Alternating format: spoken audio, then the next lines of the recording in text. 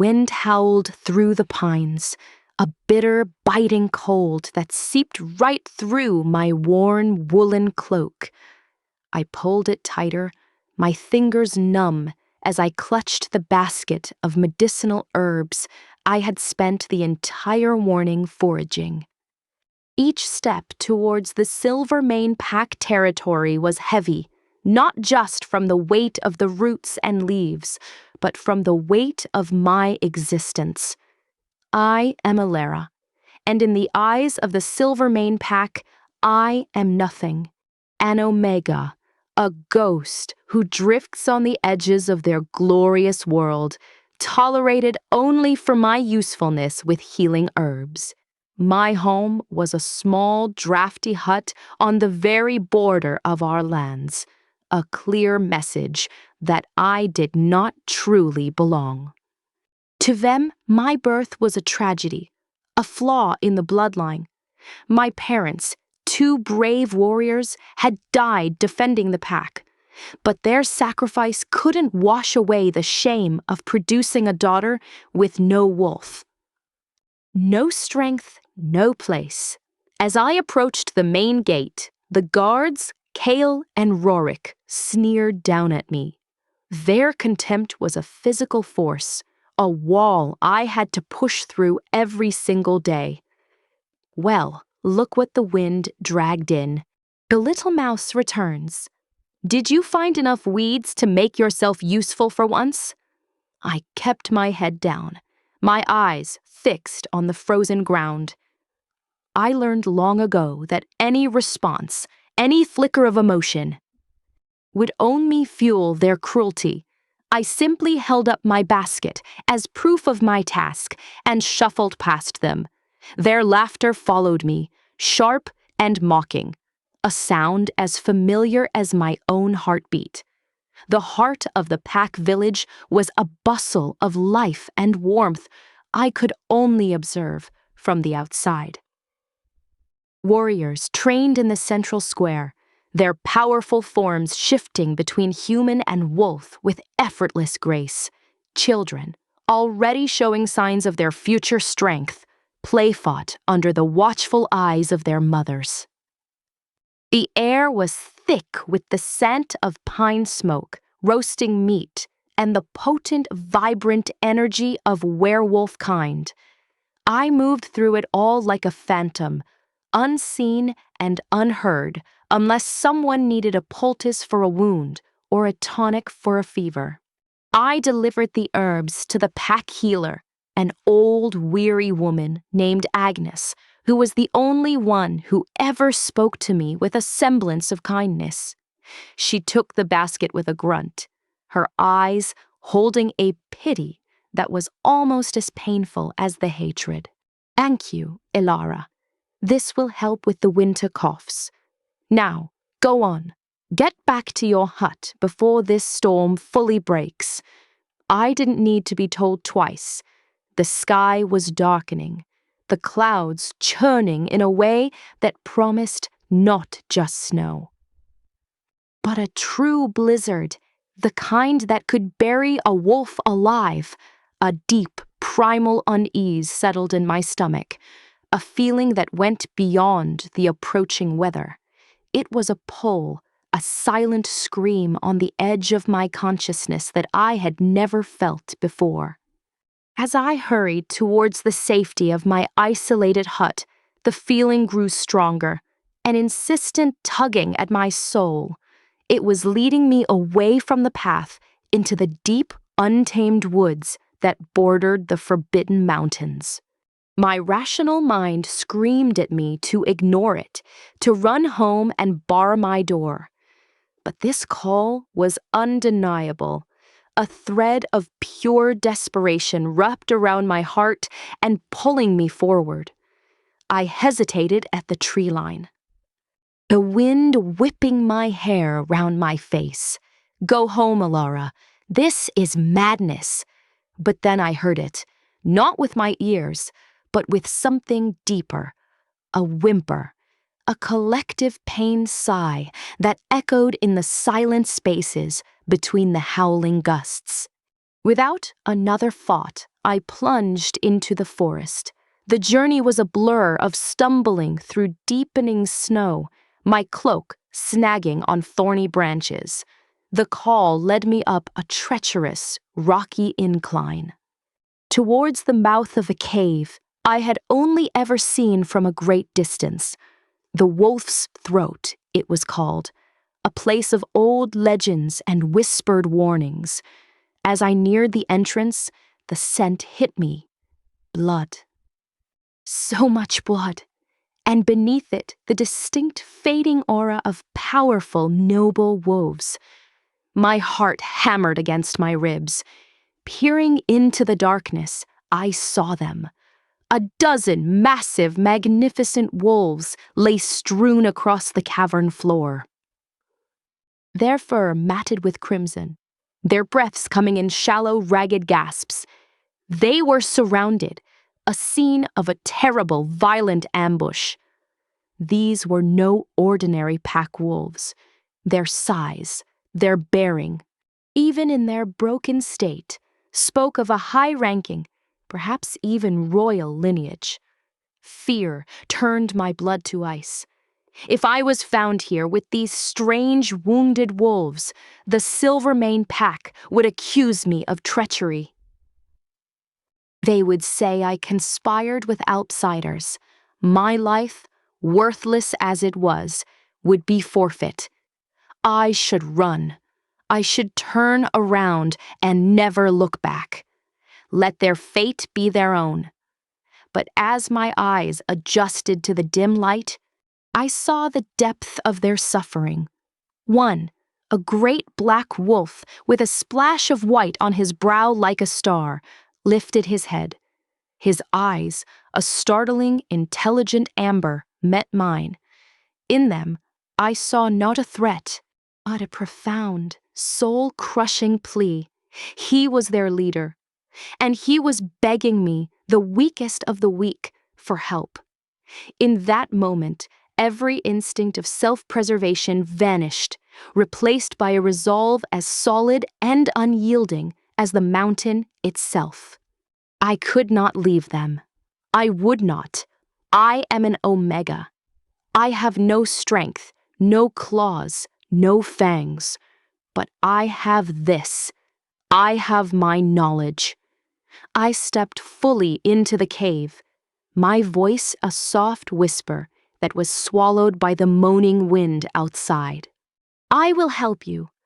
I do not know who you are, but I will not let you die here. The alpha wolf's intense gaze never left me as I worked. I tore strips from my underskirt to make bandages, using the snow from outside to clean the worst of the wounds. I found some of the herbs I had foraged, the ones for pain and to prevent infection, and I began to tend to each wolf in turn.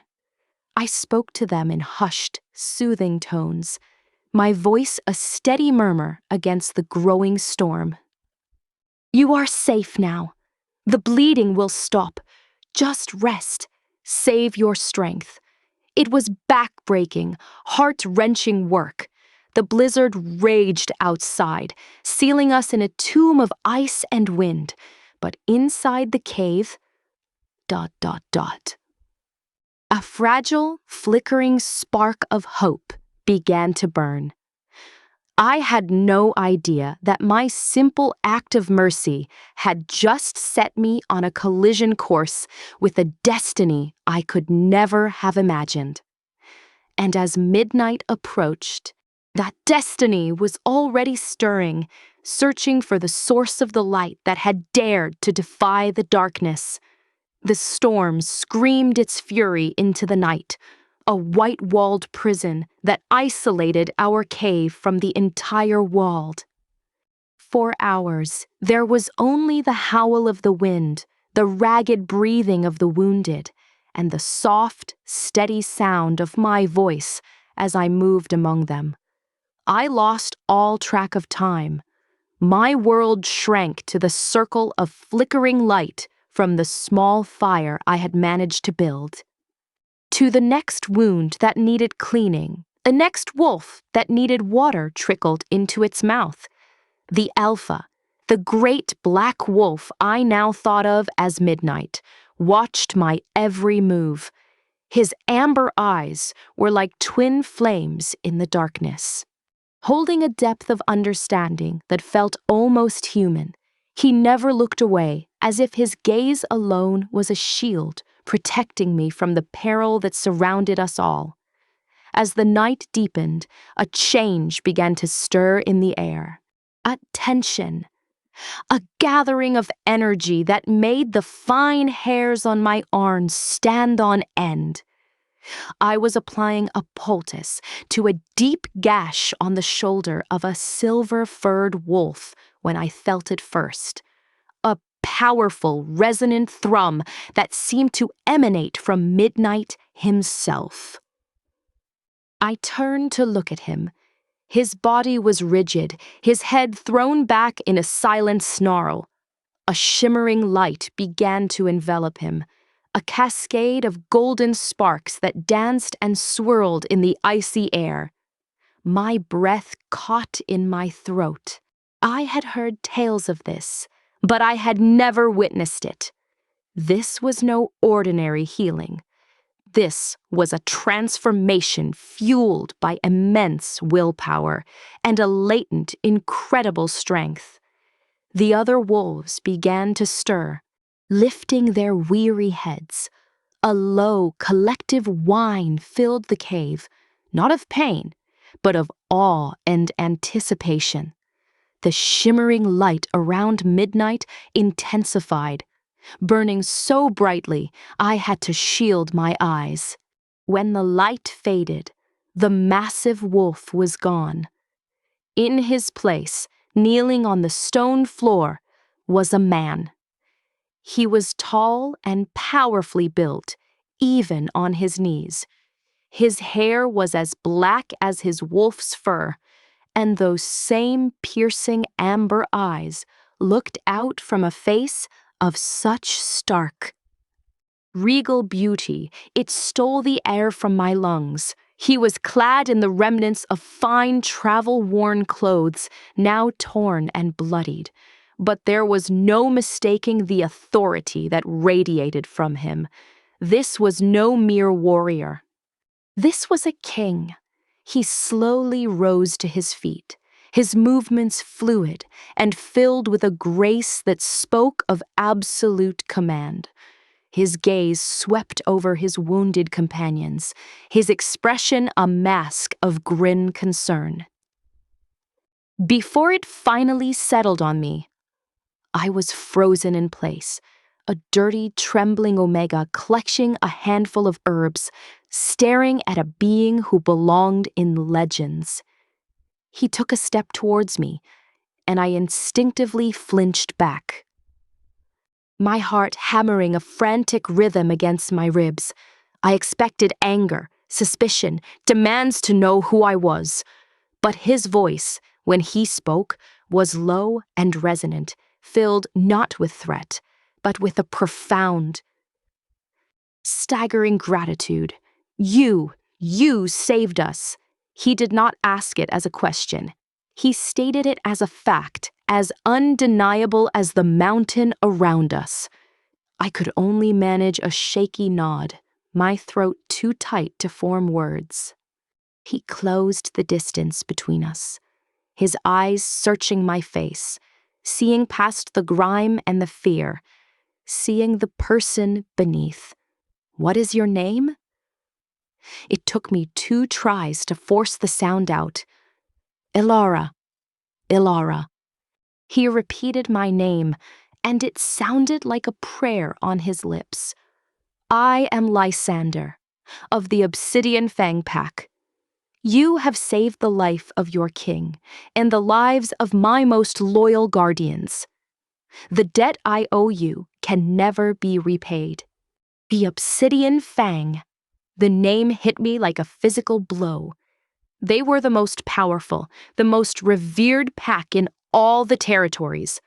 Their Alpha King was a figure of myth, a warrior whose name was spoken with respect and a little fear. And he was here, in my cave, indebted to me, The world tilted on its axis. This changes nothing. A bitter little voice whispered in the back of my mind. You are still Elara the Omega. When he leaves, this will all become a dream.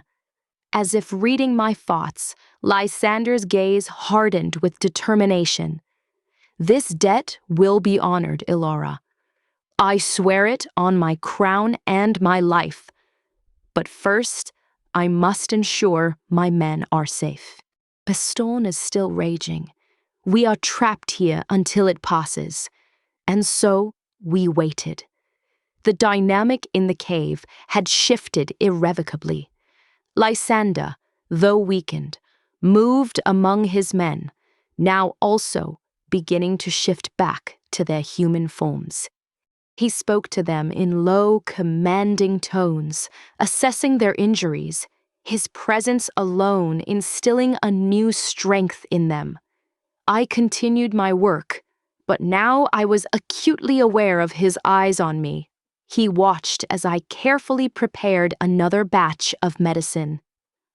As I gently rebandaged a wound, as I offered a water skin to a young guard who couldn't stop shivering. After a while, Lysander came to sit beside me near the fire. The raw power of him was both terrifying and mesmerizing. Tell me, Elara of the Silvermane Pack, he began, his voice softer now. Why were you out in such a storm? Why did you risk everything to help strangers? Why did you not run back to your pack and report us? The question hung in the air between us. I looked into the flames, my hands clasped tightly in my lap. How could I explain a lifetime of loneliness? How could I describe the silent scream that had pulled me here? I am an Omega, I whispered, the words tasting like ash. They do not value my opinion. And I felt you. I felt your pain. It was like a thread pulling me here. I could not ignore it. I finally met his gaze. It is the only gift I have. I feel things. The pain of the land, the suffering of creatures. It is why I know healing. Lysander studied me for a long, silent moment, his amber eyes seeming to look right into my soul. What your pack sees as a flaw, Elara, is a strength they are too blind to recognize. A leader who cannot feel the pain of their people is no leader at all. They have discarded a treasure and cherished stones in its place. His words were so unexpected, so kind, that tears pricked at the corners of my eyes. I quickly looked away, blinking them back. No one had ever called me a treasure. No one had ever seen my curse as anything but. The long hours of the night wore on, but the atmosphere was no longer filled with despair. It was charged with a new, unspoken tension. Lysander asked me about my life. And I found myself telling him things I had never told anyone. About my parents, about the coldness of the pack, about the quiet solitude of my existence. He listened, truly listened, as if my story was the most important one he had ever heard. In return, he spoke of the burdens of leadership, of a recent betrayal within his own ranks that had led to this ambush, of his desire to build a kingdom not just on strength, but on loyalty and honor. We spoke of everything and nothing, two souls from opposite ends of the world, finding a strange, profound connection in a cave at the edge of a storm. As the first hints of gray dawn began to lighten the mouth of the cave, the wind finally began to die down. The blizzard had passed. The spell was broken. Lysander stood, his full height and kingly bearing returning as his strength did. The time has come, Elara. I must return to my kingdom and root out the treachery that festers there. But I will return for you. You have my word. He turned to his men, who were now all conscious and watching us. He placed a hand on the shoulder of the silver-furred wolf, who was now a stern-faced man with kind eyes. Theron, my beta, will escort you back to the edge of your territory. You will be safe. Before I could protest, Lysander reached out and took my hand. His touch was warm, sending a jolt of something electric up my arm. He lifted my fingers to his lips, not in a kiss, but in a gesture of old, formal respect, a pledge between a sovereign and his subject. But his eyes promised something more. Until we meet again, Elara.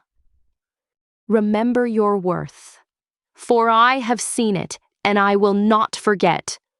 He shifted back into the magnificent black wolf, gave me one last, lingering look with those brilliant amber eyes, and then led his pack, limping but alive, out of the cave and into the pristine snow-blanketed dawn. I stood there, alone in the sudden silence, my hand still tingling from his touch, the scent of pine and snow and kingly power clinging to the air. Baron waited patiently for me. I had saved the Alpha King, and he had promised to return. But as I stepped out of the cave and looked towards the Silvermane territory, a cold dread settled in my stomach. My world was about to become much more dangerous.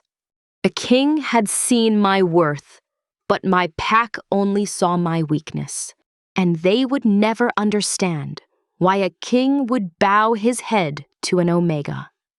The walk back to the border of Silvernane territory was conducted in a silence so heavy it felt like a physical presence.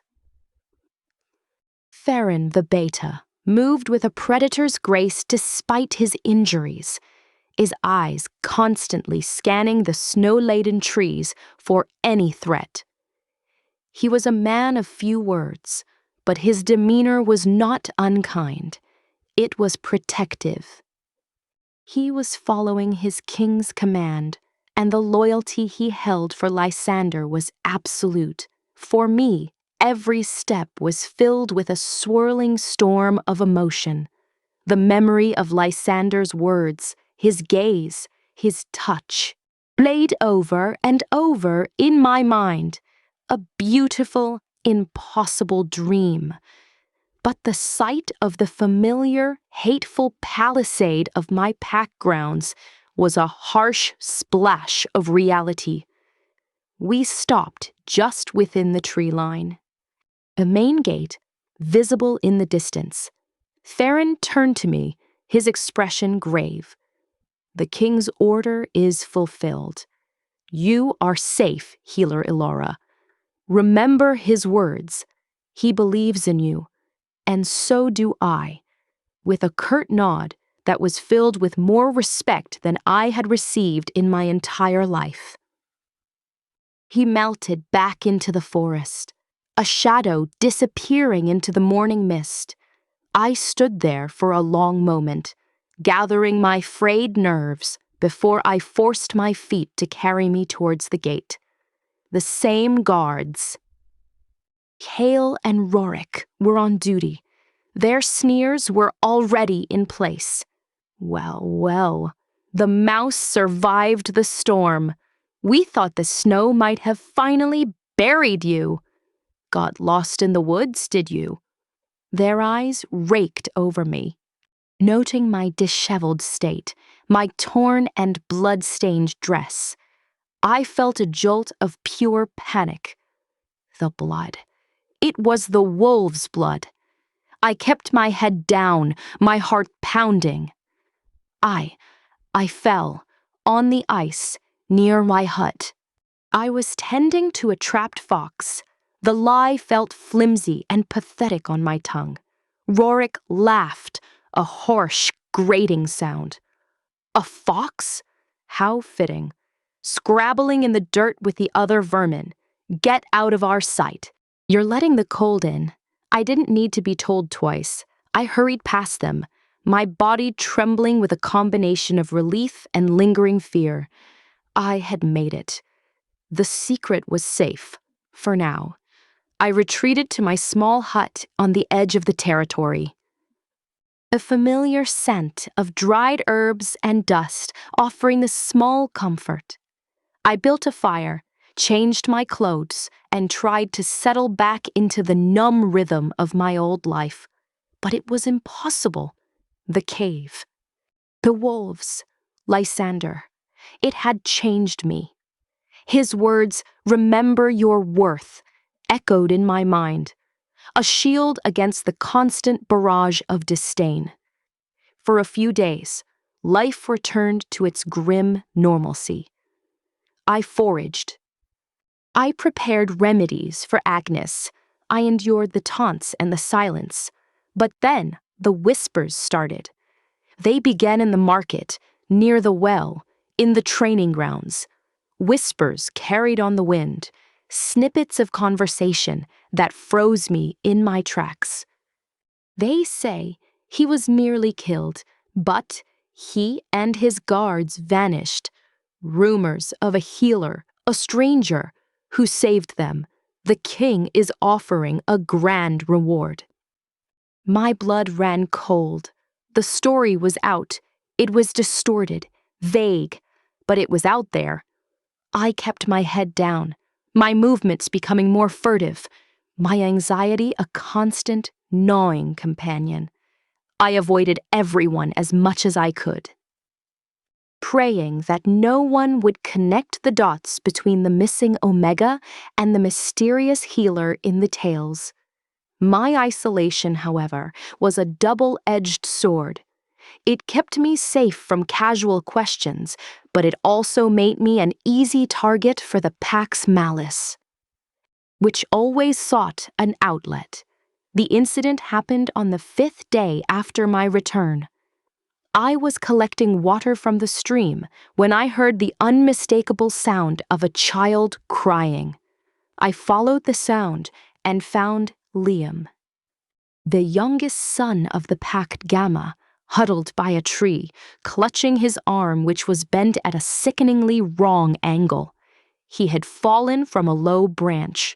Without a second thought, I rushed to his side. "Shh! It's all right, Liam. Let me see." I reached for his arm, my healer's instincts taking over. He flinched away, his eyes wide with pain and fear. "No! Get away from me, Omega. My mom says you're cursed." His words stung, but I pushed past the hurt. "Liam, your arm is broken. I can help it. I can make a splint so it heals straight. Please let me help you." Just then, his mother, Gamma Cora, came crashing through the undergrowth. Her face a mask of fury. She was a tall, severe woman who had never hidden her contempt for me. "Get away from my son!" she screamed, shoving me back so hard I landed in the icy stream. The shock of the cold water stole my breath. "What have you done to him, you vile creature?" I found him like this," I stammered, scrambling to my feet, water streaming from my clothes. "I was only trying to help. His arm is broken." "Help!" Cora sneered, gathering her sobbing son into her arms. "The only help you offer is poison. You probably pushed him. You wanted to hurt him because you're jealous of our strength. This is what happens when we allow your kind to fester among us." A small crowd had begun to gather, drawn by the commotion. I saw the same suspicion and hatred reflected in every face. Kale and Rorik were there, their arms crossed, smirking. This was it. This was the moment my fragile safety would shatter. It was Liam who saved me. Through his tears, he looked at his mother and whispered, "Mama, she didn't push me. I fell. She was trying to make it better." The admission took the wind out of Cora's sails, but it did not soften her.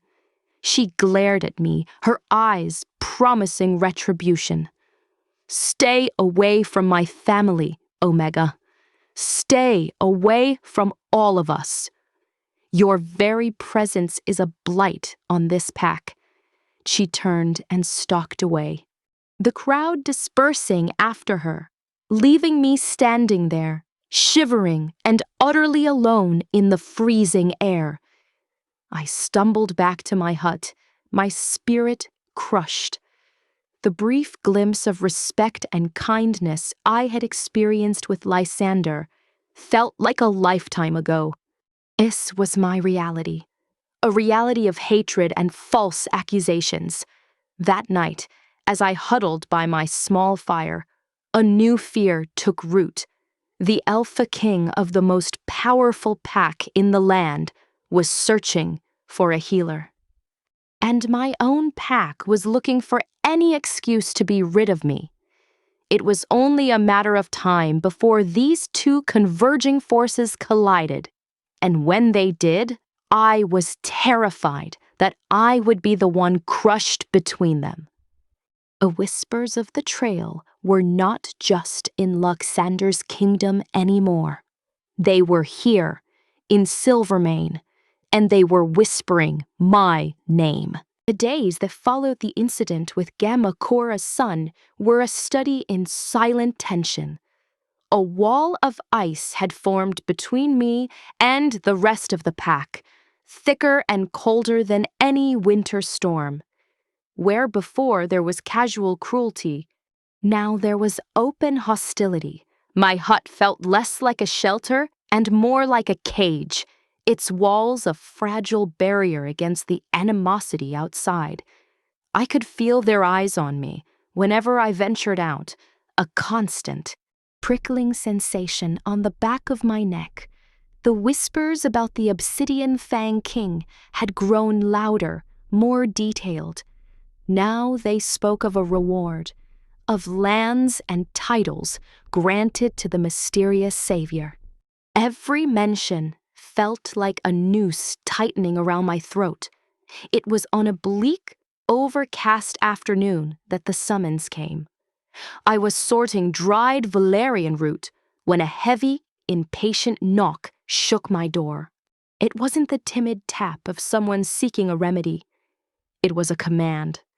I opened it to find Kale standing there, his expression a mixture of grim satisfaction and anticipation.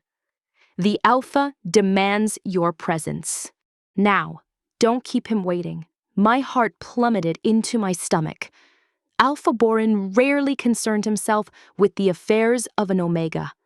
For him to summon me personally could only mean one thing. They knew, or they suspected enough to be dangerous.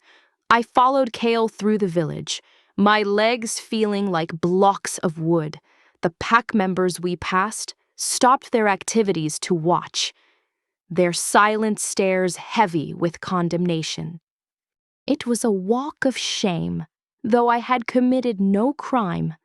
The Alpha's Lodge was the largest structure in the territory, built from massive pine logs and adorned with the pelts of great beasts. Inside, a roaring fire blazed in the central hearth, but it offered no warmth to the chill in my soul. Alpha Borin sat in his great carved chair, a bear of a man with a grizzled beard and cold, flinty eyes. Beside him stood his son, Ronan, the future Alpha, whose handsome face was perpetually twisted into a smirk, and to his other side was Gamma Cora, her lips pressed into a thin, unforgiving line. So, the little Omega graces us with her presence? Alpha Borin's voice boomed, echoing in the vast hall. He did not invite me to sit. He did not even look at me for a long moment, letting the silence stretch, letting my fear grow.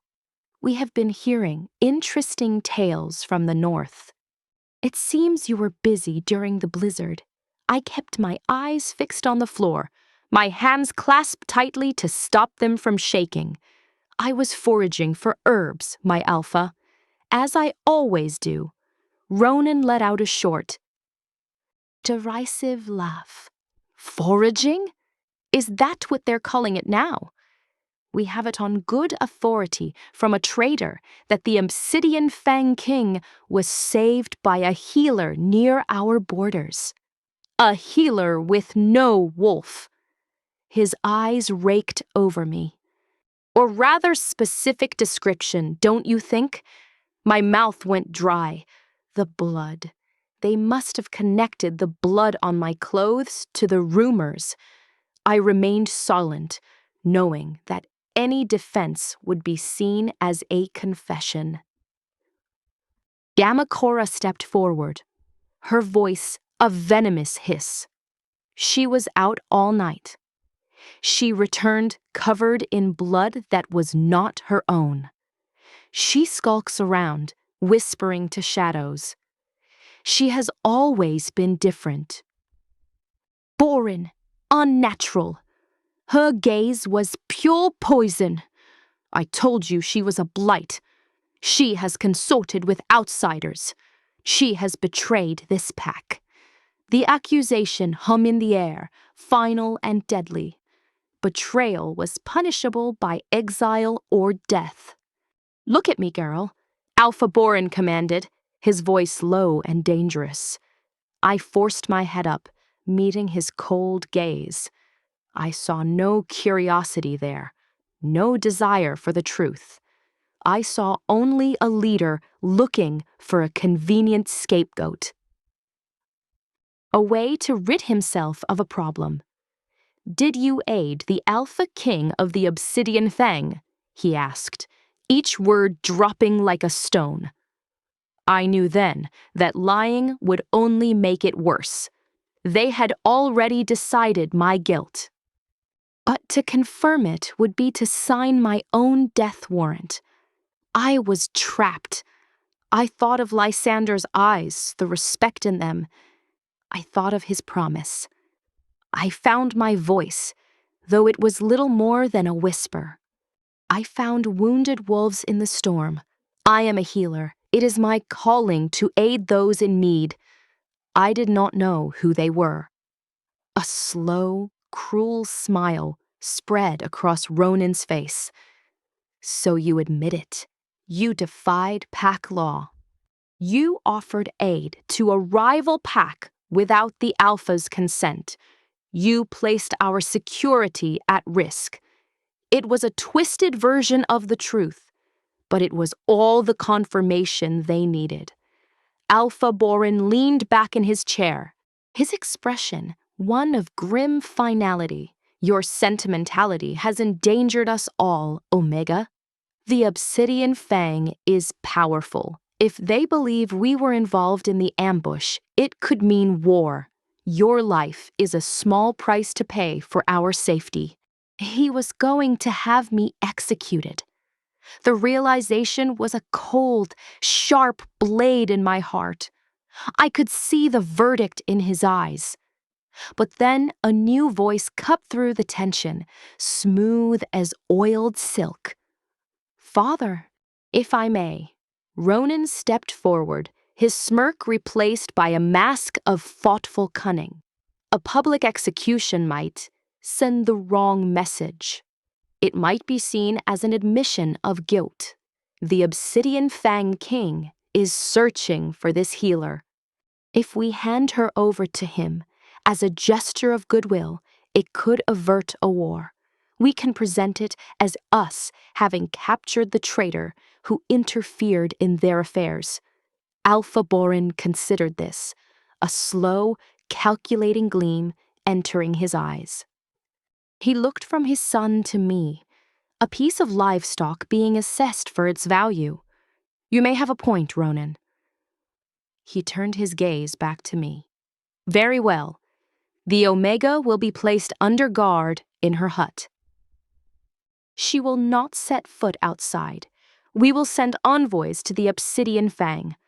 We will tell them we have the one they seek.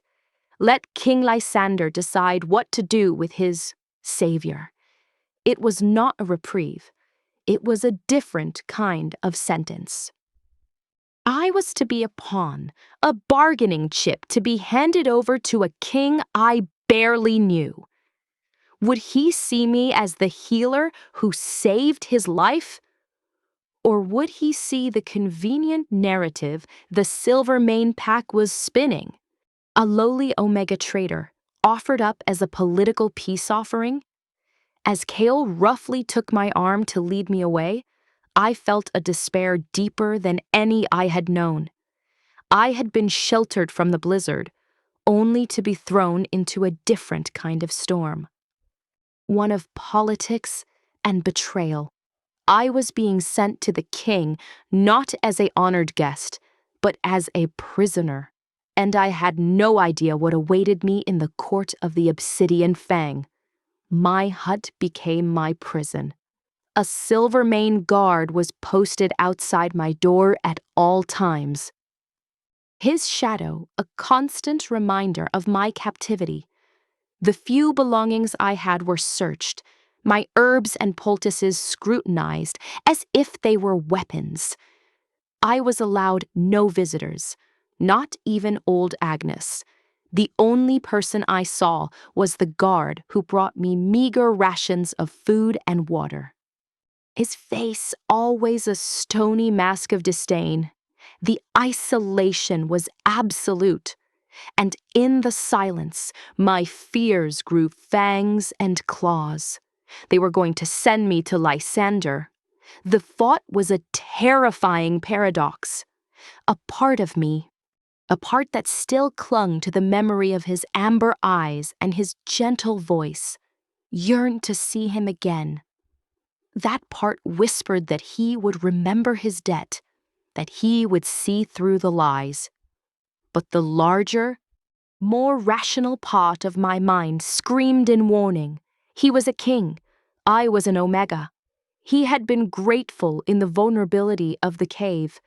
But what would he feel in the cold, hard light of his throne room?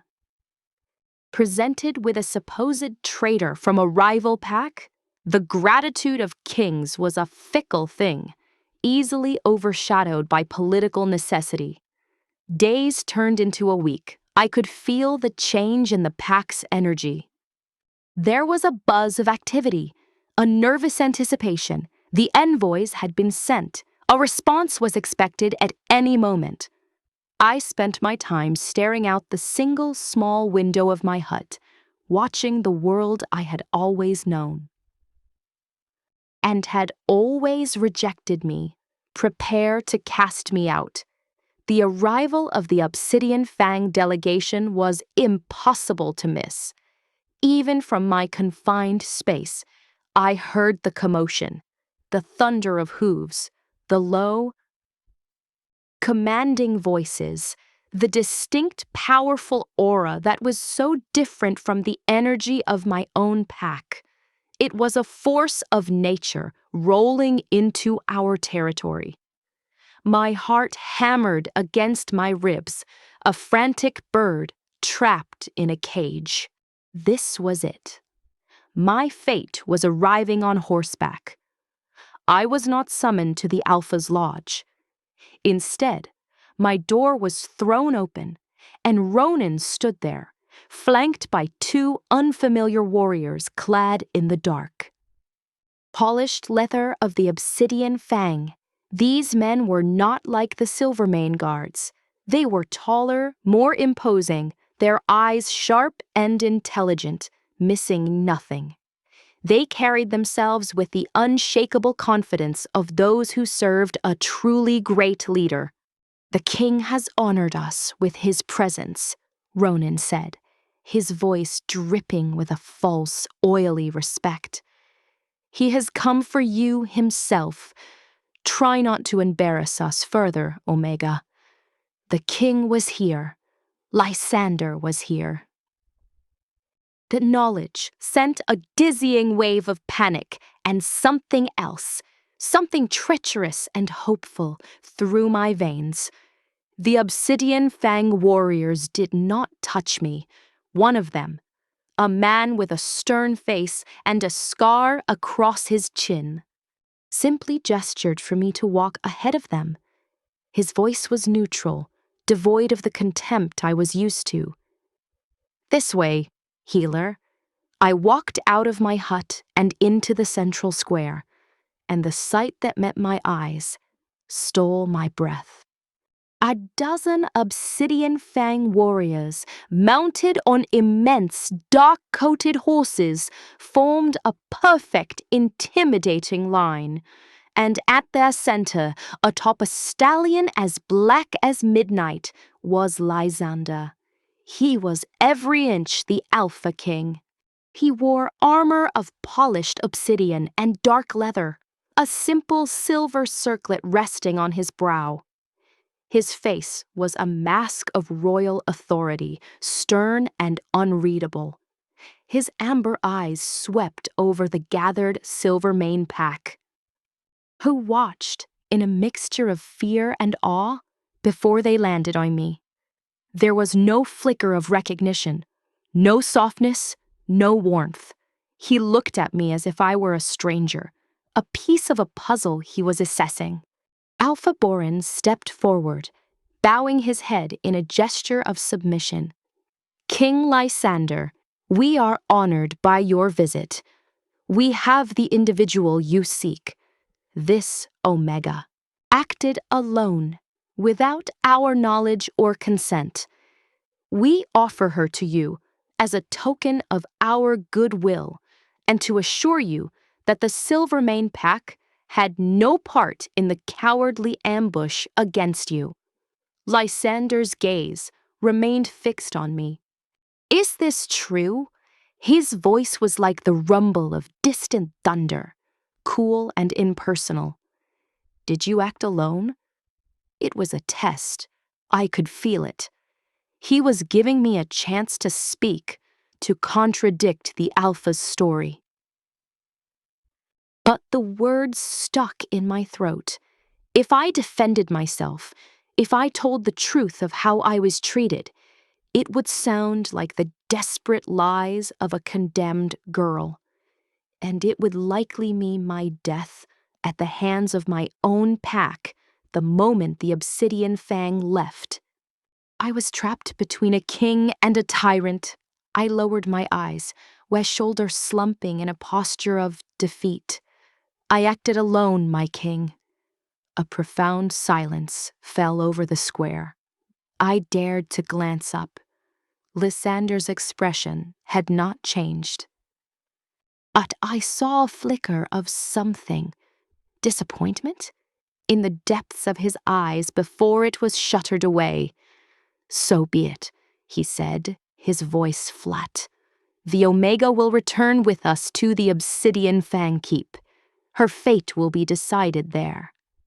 He gestured to one of his warriors, who brought forward a riderless horse.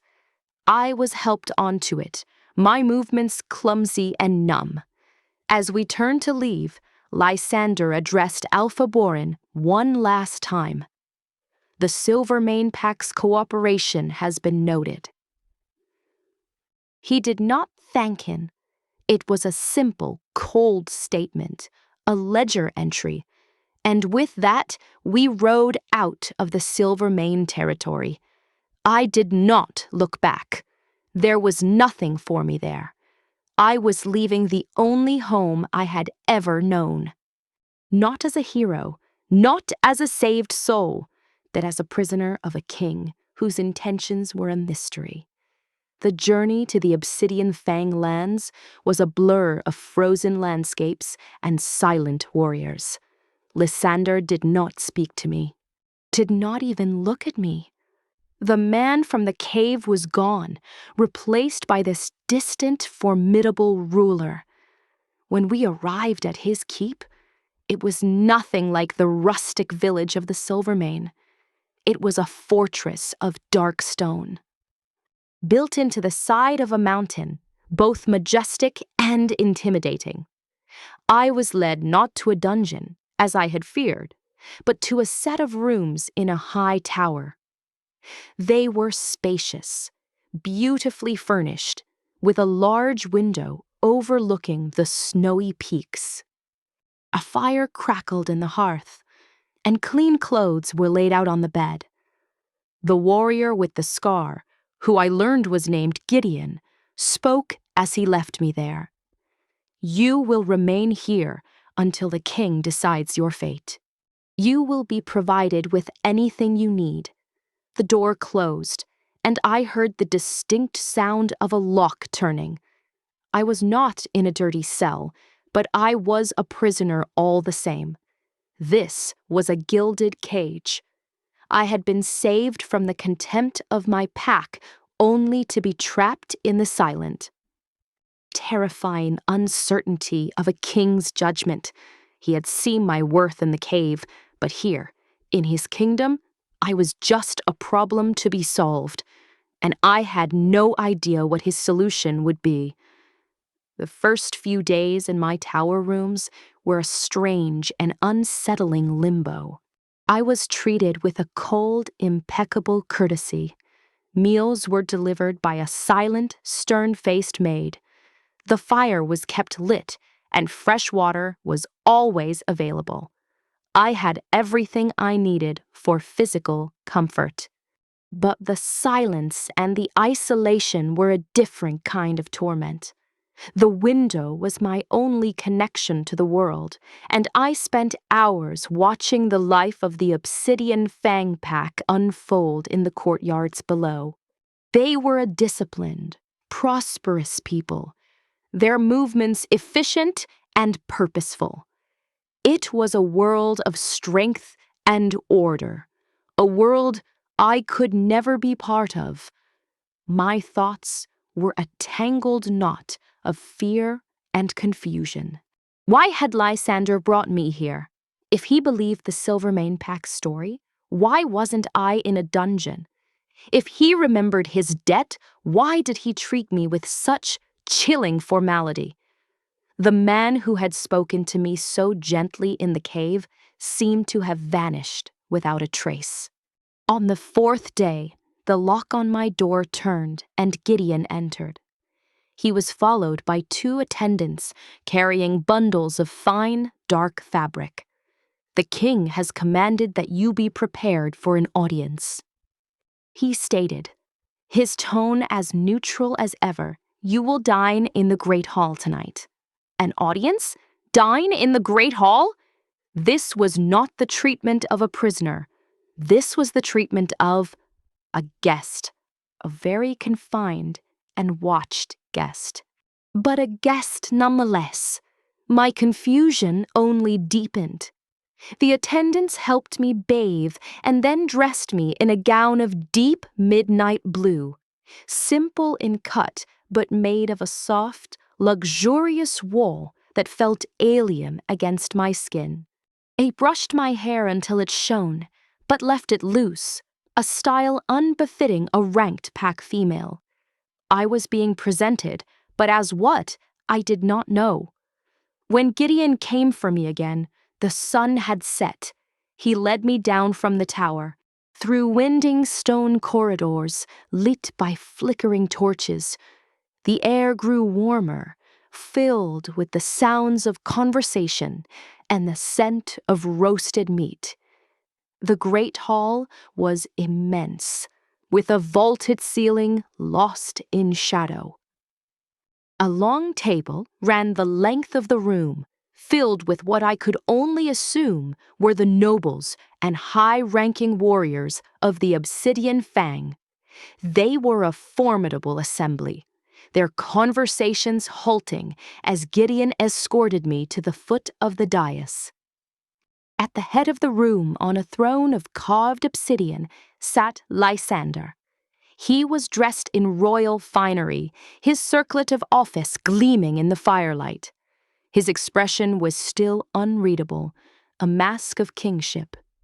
Seated to his right was a stunningly beautiful woman with hair the color of wheat and eyes of cool, calculating blue. She watched my approach with a gaze so sharp it felt like it could flay the skin from my bones. Gideon announced me, his voice tarrying through the sudden silence. Healer Elara of the Silvermane Pack.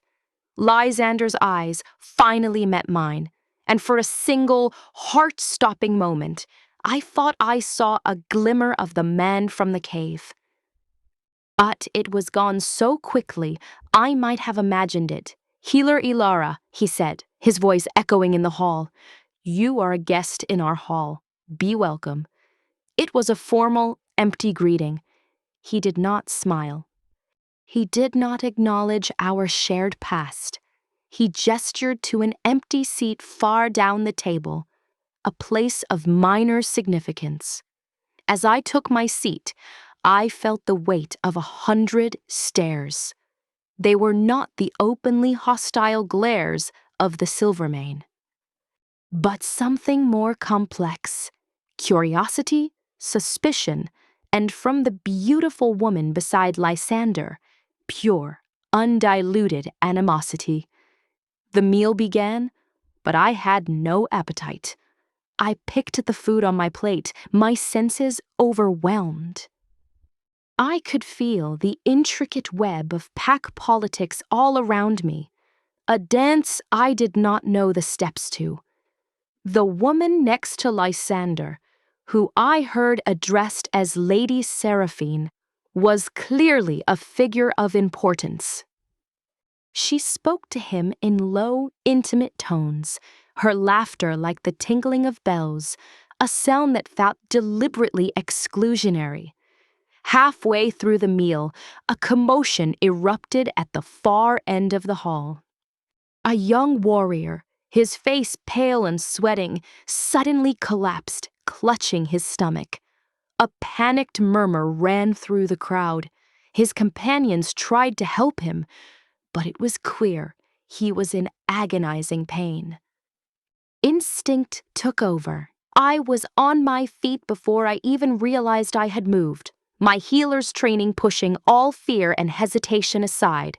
I rushed to the young man's side, kneeling beside him. Let me through. I am a healer. I placed my hands on his forehead. He was burning with fever. I gently pressed on his abdomen, and he cried out in pain.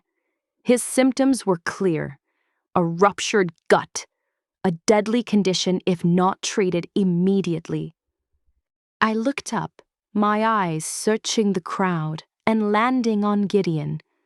I need yarrow, ground willow bark, and clean bandages. Now. I need boiling water and a sharp, clean knife. For a heartbeat, no one moved. They were all staring at me, the strange Omega, giving orders in their hall. Then Lysander's voice cut through the uncertainty. Do as she says! His command broke the spell. Servants scrambled to fulfill my requests. I worked quickly, my focus absolute. I directed the warriors to carry the young man to a nearby table. When the supplies arrived, I set to work, cleaning the area, preparing a poultice, speaking to the young warrior in a calm, steady voice. You are strong. This pain will pass. Just breathe. The world narrowed to the task at hand, to the life I was fighting to save. I did not notice that the entire hall had fallen silent, watching me.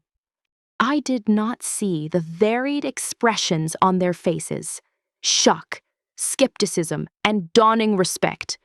I only saw the wound, the herbs, the slow steadying of the young man's breathing, as the poultice and the potion began to take effect. When the worst of the crisis had passed and the warrior was resting comfortably, covered in a light sweat that signaled the breaking of his fever, I finally looked up. I was met with a sea of silent faces. My hands were stained with blood and herbs, my fine gown was ruined, and I was utterly exhausted. My eyes found Lysander's. He was standing now, looking down at me from the dais. The mask of the distant king was gone. In its place was an expression of intense, blazing emotion. It was not just gratitude. It was vindication. It was pride. And something more, something fierce and possessive that made my breath catch in my throat. In that moment, under the gaze of his entire court, the truth was laid bare for all to see. I was not a prisoner. I was not a political pawn. I was the healer who had saved their king, and I had just proven my worth beyond any shadow of a doubt. But as I saw Lady Seraphine's face, now a cold, hard mask of fury, I knew that my actions, while saving one life, had just made a powerful and dangerous enemy. The court of the Obsidian Fang was not a place of safety. It was a battlefield, and I had just stepped into the center of it. The silence in the great hall was profound, broken only by the crackle of the fire and the steadying breaths of the young warrior. I remained kneeling, my hands resting on the table, the adrenaline slowly receding and leaving a hollow, trembling exhaustion in its wake. I had acted on instinct, the healer in me overriding the fearful Omega. Now, in the aftermath, the weight of all those stares returned, a palpable force pressing down on me. It was Lysander who moved first. He descended from the dais, his steps measured and silent on the stone floor. The crowd parted for him as if moved by an unseen hand. He did not look at anyone else, his amber eyes fixed solely on me. He stopped beside the table, his gaze sweeping over the now resting warrior, then down to my herb-stained hands and my ruined dress. He spoke, and his voice, though quiet, carried to every corner of the hall. "What is his condition, healer?" The formality was still there, but the ice was gone. It was the voice of a king seeking a report from a trusted advisor. I found my own voice, though it was hoarse with weariness. "The fever is breaking. The danger has passed. He will be weak for a few days, and he must rest, but he will live." Lysander nodded, a single sharp dip of his chin. "Then the Obsidian Fang is in your debt once again." He turned his head, his gaze sweeping over his assembled court. "Let it be known that Elara of the Silvermane Pack, a healer of unparalleled skill, has saved the life of one of our own this night. She acts with the full authority of your king." A murmur rippled through the hall, but it was different now. The suspicion had been replaced by a wary respect. They had seen proof of my gift, and they had heard their king's unequivocal endorsement.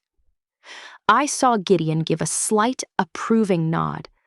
I saw the relieved faces of the young warrior's friends, but I also saw, from the corner of my eye, Lady Seraphine rise gracefully from her seat and glide from the hall without a backward glance, the set of her shoulders radiating cold fury.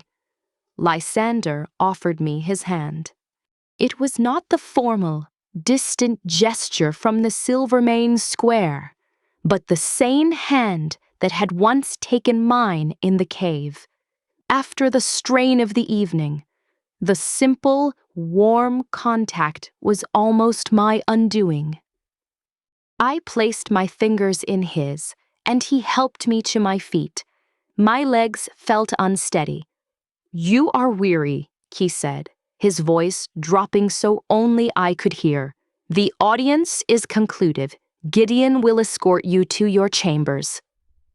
He did not release my hand immediately.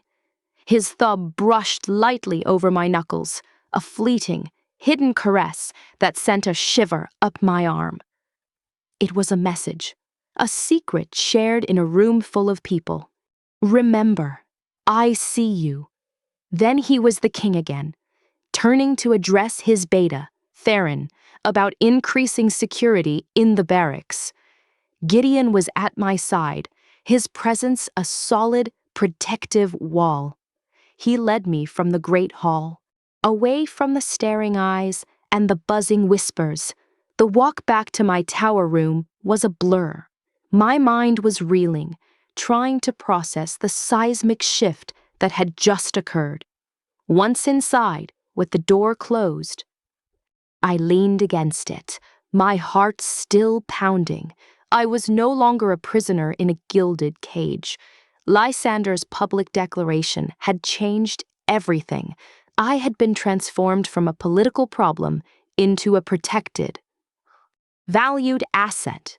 But I knew with a certainty that chilled my bones that I had also just been made a target. The following morning, the change was immediate and tangible. The guard was gone from my door. The maid who brought my breakfast, the same stern-faced woman, actually offered me a timid smile. "Good morning, healer Elara. The entire keep is talking about what you did for young Kieran last night. You have his family's eternal gratitude. It was the first kind, voluntary words anyone in this fortress had spoken to me.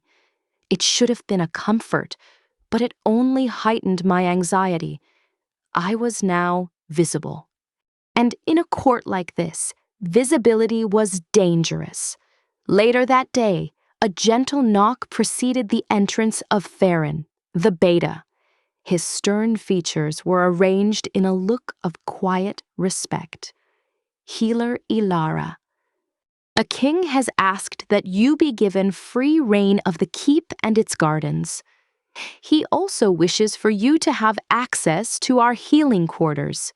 He believes your knowledge would be a great asset to our people." This was more than I had ever dreamed of. Freedom, purpose, a chance to use my gift. It was everything I had ever wanted. But Theron's next words were a sobering reminder of my new reality. "However," he added, his voice lowering, "it would be wise, healer, to be cautious. Not all in the Obsidian Fang view a stranger's rise with favor.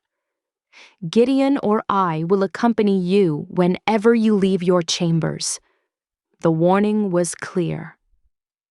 Lady Seraphine was not the only one who saw me as a threat.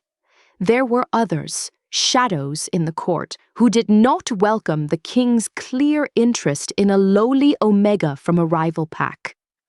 I accepted Theron's offer and spent the afternoon in the healing quarters.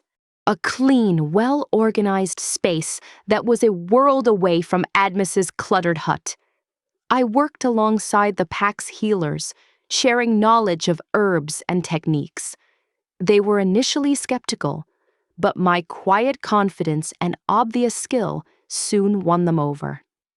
For the first time in my life, I was collaborating, learning, and teaching as an equal. It was intoxicating. But as I returned to my tower as evening fell, I felt a familiar, prickling sensation. The same one I had felt before finding Lysander in the cave. A pull of unease, a whisper of hidden pain. I paused on a secluded balcony overlooking a private courtyard. Below, partially hidden by a bare-limbed willow tree, two figures were speaking in hushed, intense tones. One was a man I recognized as Lord Valerius, a high-ranking elder known for his traditionalist views.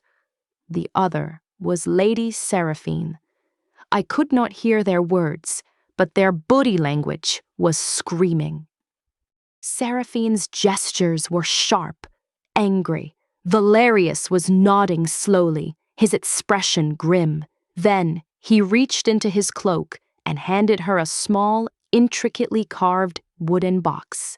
She took it, hiding it swiftly in the folds of her dress, before casting a furtive glance around and slipping away into the shadows. The encounter lasted less than a minute, but it chilled me to my core. It was a secret meeting, an exchange of something that was not meant to be seen. The pull of unease I felt was centered on that box. It felt wrong, tainted. I didn't know what was in it, but I knew with every fiber of my being that it meant danger for someone. And given Seraphine's obvious hatred for me, I had a terrible feeling that someone was me, or worse, Lysander. I had stepped out of one web of betrayal and directly into another. This one was more subtle, more deadly, woven with silk and shadows instead of blunt force and open contempt. I was a healer, attuned to the sickness of the body. But now I had to learn to diagnose a sickness of the heart, the poison of ambition and jealousy. And I had to do it quickly, before the web closed in around us all. The memory of the clandestine meeting between Seraphine and Lord Valerius haunted me. It was a shadow in the periphery of my new, tentative freedom. I saw Seraphine often in the days that followed, always in the company of other nobles. Always the picture of grace and loyalty. She would smile at me, a cold, sharp smile that never reached her eyes, and ask after my comfort in a voice dripping with false sweetness. It was a masterful performance, and it made my skin crawl. I shared my suspicions with no one, not even Gideon. I had no proof, only a feeling, and in a court of wolves, feelings were not currency. My days settled into a new, strange rhythm. I spent my mornings in the healing quarters, where I was slowly becoming a accepted, if still unusual, presence. I spent my afternoons walking the frost-kissed gardens with Gideon as my silent, watchful shadow. It was during one of these walks, a week after the incident in the Great Hall, that everything shifted again. We had wandered to a secluded part of the gardens, where a natural hot spring fed a small, steamy pond, surrounded by evergreen shrubs that shielded it from the wind. The air was warm and moist, a startling contrast to the biting cold of the mountain air. Gideon stood at a respectful distance, giving me a semblance of privacy while still maintaining his watch. I was kneeling by the water's edge, trailing my fingers in the warmth and watching the steam rise in plumes, when I felt him. I didn't hear him approach. I felt his presence, a resonant, calming frequency that had become as familiar to me as my own heartbeat. I looked up to find Lysander, standing a few feet away. He was not in his royal regalia, but in simple dark trousers and a tunic, looking more like the warrior I had first met than the distant king. He dismissed Gideon with a slight gesture. The beta nodded and melted back into the garden, leaving us alone in the swirling mist. For a long moment, Lysander just looked at me, his expression unreadable. The silence was not uncomfortable, but it was heavy with unspoken words. Finally he spoke, his voice quiet. "They tell me you have a gift with the wounded hounds in the kennels. That you calmed a birthing mare that no one else could touch." I looked down at my hands in the water. Animals, they do not see rank or status. They only feel intention. They are easier to heal than people. A low, soft sound escaped him, almost a laugh. "You are right about that." He came closer, settling on a flat rock near the pond. The formal mask was gone. In its place was a weariness, a vulnerability I had only seen once before. "In the cave. I owe you an apology, Elara." His use of my name, without title, sent a jolt through me. I looked at him, surprised. "My king, you owe me nothing." "I do," he insisted, his amber eyes holding mine. "I brought you here under a pretense. I allowed you to believe you were a prisoner. It was necessary." His gaze was intense, willing me to understand. The court is a nest of vipers. I needed to see how they would react to your presence. I needed to see who would show their fangs, and I needed to see how you would react to them. Your actions in the hall, you revealed your true character to everyone, and you revealed the character of others. "So it was all a test?" I asked, a flicker of hurt mingling with the dawning understanding. "A necessary one," he said, and there was genuine regret in his voice. "I could not openly favor you from the start. It would have made you a target for every ambitious courtier looking to gain my favor by tearing you down. I had to let them believe I was indifferent, that you were a political obligation. But I have never for one moment forgotten what you did for me and my men. I have never forgotten your courage." He leaned forward, his elbows on his knees. The silver-maned Pat told me a story of a treacherous Omega, but I knew the truth. I knew the heart of the woman who sheltered 12 wounded wolves without a thought for her own safety. I needed my court to see that heart for themselves. The pieces clicked into place. His coldness, his formality, it had all been a shield, not for himself, but for me. He had been protecting me in the only way he could, by making me seem unimportant until I could prove my worth on my own terms.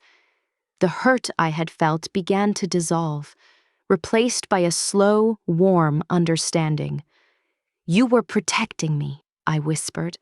"I was." He admitted, but I also needed to be sure. The betrayal that led to the ambush, it came from someone I trusted. It has made me cautious. It has made me doubt everyone, even you. For that, I am sorry. His honesty was a gift more valuable than any fine gown or tower room. He was showing me the man behind the crown, the leader who carried the weight of betrayal and the burden of command.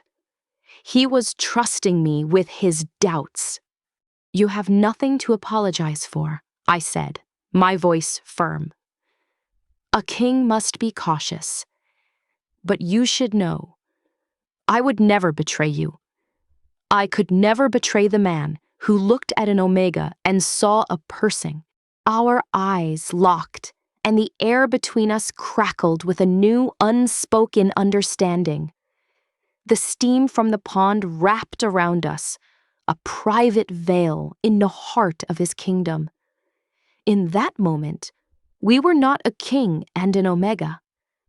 We were Lysander and Elara, two souls who had found a connection in the darkness and were now, tentatively, learning to trust it in the light. He stood and offered me his hand once more.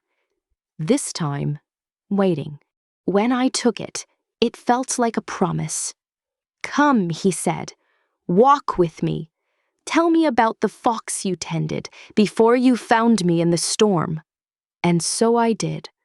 We walked through the gardens as the early winter dusk began to settle, painting the sky in shades of violet and rose. We spoke of simple things, of childhood memories, of hopes and fears. The shadow of the court, the threat of Seraphim, it all faded into the background.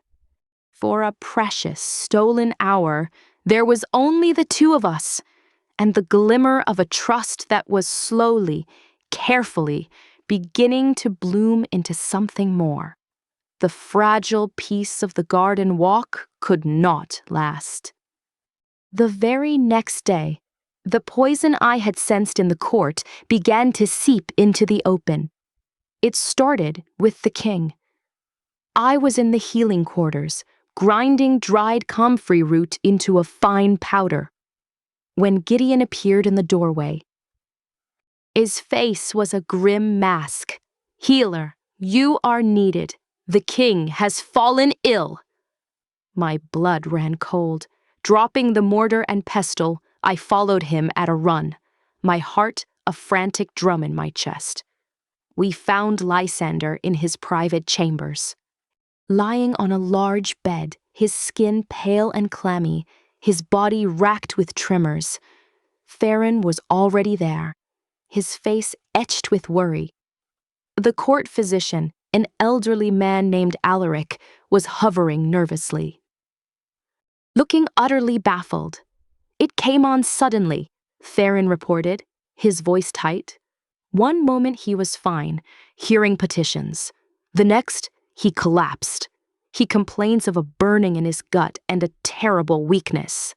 I moved to the bedside, my healer's mind clicking into analytical mode, pushing the panic down. I placed a hand on Lysander's forehead. No fever. That ruled out a common sickness. I looked at his eyes. The pupils were dilated. I leaned closer, ignoring protocol, and caught a faint, acrid scent on his breath, bitter and almond-like. My stomach clenched. This was no natural illness. I knew the scent from my studies of toxic plants. "Wolfsbane, it is a poison," I said, my voice cutting through the tense silence. "Wolfsbane, a very small, concentrated dose." Alaric, the physician, sputtered. "Impossible. The king's tasters, his food was all." "It doesn't have to be in his food," I interrupted, my mind racing. It could have been on something he touched, something he brought to his lips. A document seal, a cup, the hilt of his knife. Theron's eyes widened in horrified understanding. Gideon's hand went to the hilt of his sword, his gaze sweeping the room as if the assassin might still be lurking in the shadows. Lysander groaned, his body convulsing in a fresh wave of pain. His eyes, clouded with agony, found mine. "Elara!" His voice was a ragged whisper.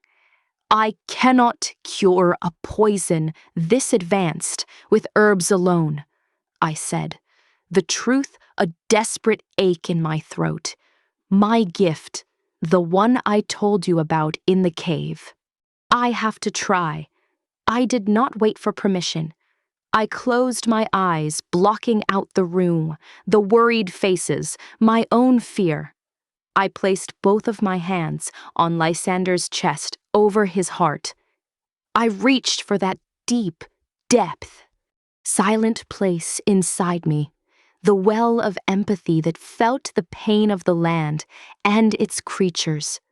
I focused all of my intention, all of my will on Lysander. I imagined my own energy, my life force, flowing into him. A pure, clean river seeking out the vile black poison and washing it away. It was an agony I had never known.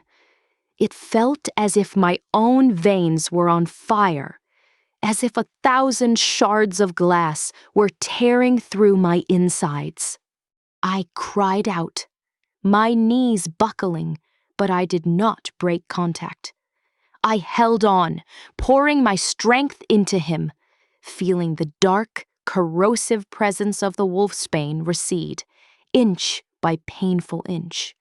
I saw visions behind my eyelids. The cave, the storm, his amber eyes looking at me with gratitude. I held on to that image, using it as an anchor. I don't know how long it took. It could have been minutes or hours when I finally collapsed. My strength utterly spent. Strong arms caught me. Gideon. I was barely conscious, my body trembling uncontrollably. Look! Theron's voice was hushed with awe. I forced my eyes open. Lysander was breathing deeply, evenly. The gray pallor had left his skin, and the tremors had stopped. He was sleeping, a natural, healing sleep. You did it, healer, Gideon murmured, his voice thick with an emotion I had never heard from him before. Reverence. But the relief was short-lived. The moment the immediate danger had passed, the reality of the situation crashed down upon us. Someone had just tried to murder the Alpha King in his own keep. And they had nearly succeeded. Theron's face was like granite. This was an inside job. No one else could have gotten so close. He turned to Gideon. Lock down the keep. No one, in or out. I want every person who had access to the king today questioned. As Gideon hurried to carry out the orders, my bleary mind latched onto a memory. The small, carved box exchanged between Seraphine and Lord Valerius. The feeling of tainted wrongness. I tried to speak, to tell Theron, but my voice was a weak croak. The box, the courtyard. Theron leaned closer, his brow furrowed. What box, healer? But the effort was too much. The world swam, and darkness pulled me under. The last thing I felt was the softness of a bed as Gideon laid me down, and the last thing I heard was Theron's grim vow, spoken to the unconscious king and his fallen healer. We will find who did this. I swear it on my life. I had saved Lysander, but I had exposed myself in a way I never had before. I had used a gift that many would see as witchcraft, and I had made a powerful enemy even more desperate. A sting of poison was gone from the king's body, but its venom now flowed freely through the heart of the obsidian Fang court, and I was at the very center of the crisis. The battle was no longer hidden. It was out in the open, and it was a fight to the death. I awoke to the soft glow of lamplight and the scent of lavender. I was in my own bed in the tower room, my body feeling as if it had been trampled by a herd of horses. Every muscle ached with a deep, resonant exhaustion. The memory of what had happened flooded back. Lysander's ashen face, the fire of the poison, the terrifying plunge of my own energy into his. I tried to sit up, and a wave of dizziness forced me back down onto the pillows. A calm, steadying hand pressed gently on my shoulder. Easy, healer. You have pushed yourself far beyond your limits. I turned my head to see Gideon sitting in a chair beside my bed. His usual stern expression was softened with concern. "The king?" I managed to whisper, my throat raw. "He's weak, but he lives. He's resting in his chambers under heavy guard. Thanks to you." Gideon's gaze was intense. No one has ever seen a healing like that. "It is a mighty gift." There was no suspicion in his voice, only a quiet awe that made me uncomfortable. My gift had always been my most closely guarded secret, the thing that made me an outcast. Here, it was being treated like a miracle. It was a dangerous shift. "Farron is conducting the investigation," Gideon continued. "The keep is sealed. The traitor will not escape." He leaned forward slightly. "Before you lost consciousness, you spoke of a box in a courtyard. Can you tell me more?" The image of Seraphine and Valerius crystallized in my mind. I described the scene as best I could. The secluded balcony, the hushed argument, the exchange of the intricately carved wooden box. The palpable sense of wrongness I had felt emanating from it. Gideon listened, his expression growing grimmer with every word. "Lord Valerius," he muttered. "He has long been discontent, a traditionalist who believes the king's policies are too soft." "And Lady Seraphine?" He trailed off, but the implication was clear. "This is a serious accusation, Healer. You are certain of what you saw?" "I am certain of what I saw," I said, my voice gaining a sliver of strength. "And I am certain of what I felt. That box held a darkness. I would stake my life on it. A sentiment I would rather you did not have to prove," a new voice said from the doorway. Lysander stood there, leaning heavily against the doorframe. He was pale and looked weary to his very bones, but he was alive and on his feet. His amber eyes found mine, and the look in them was so full of raw, unguarded gratitude that it stole my breath.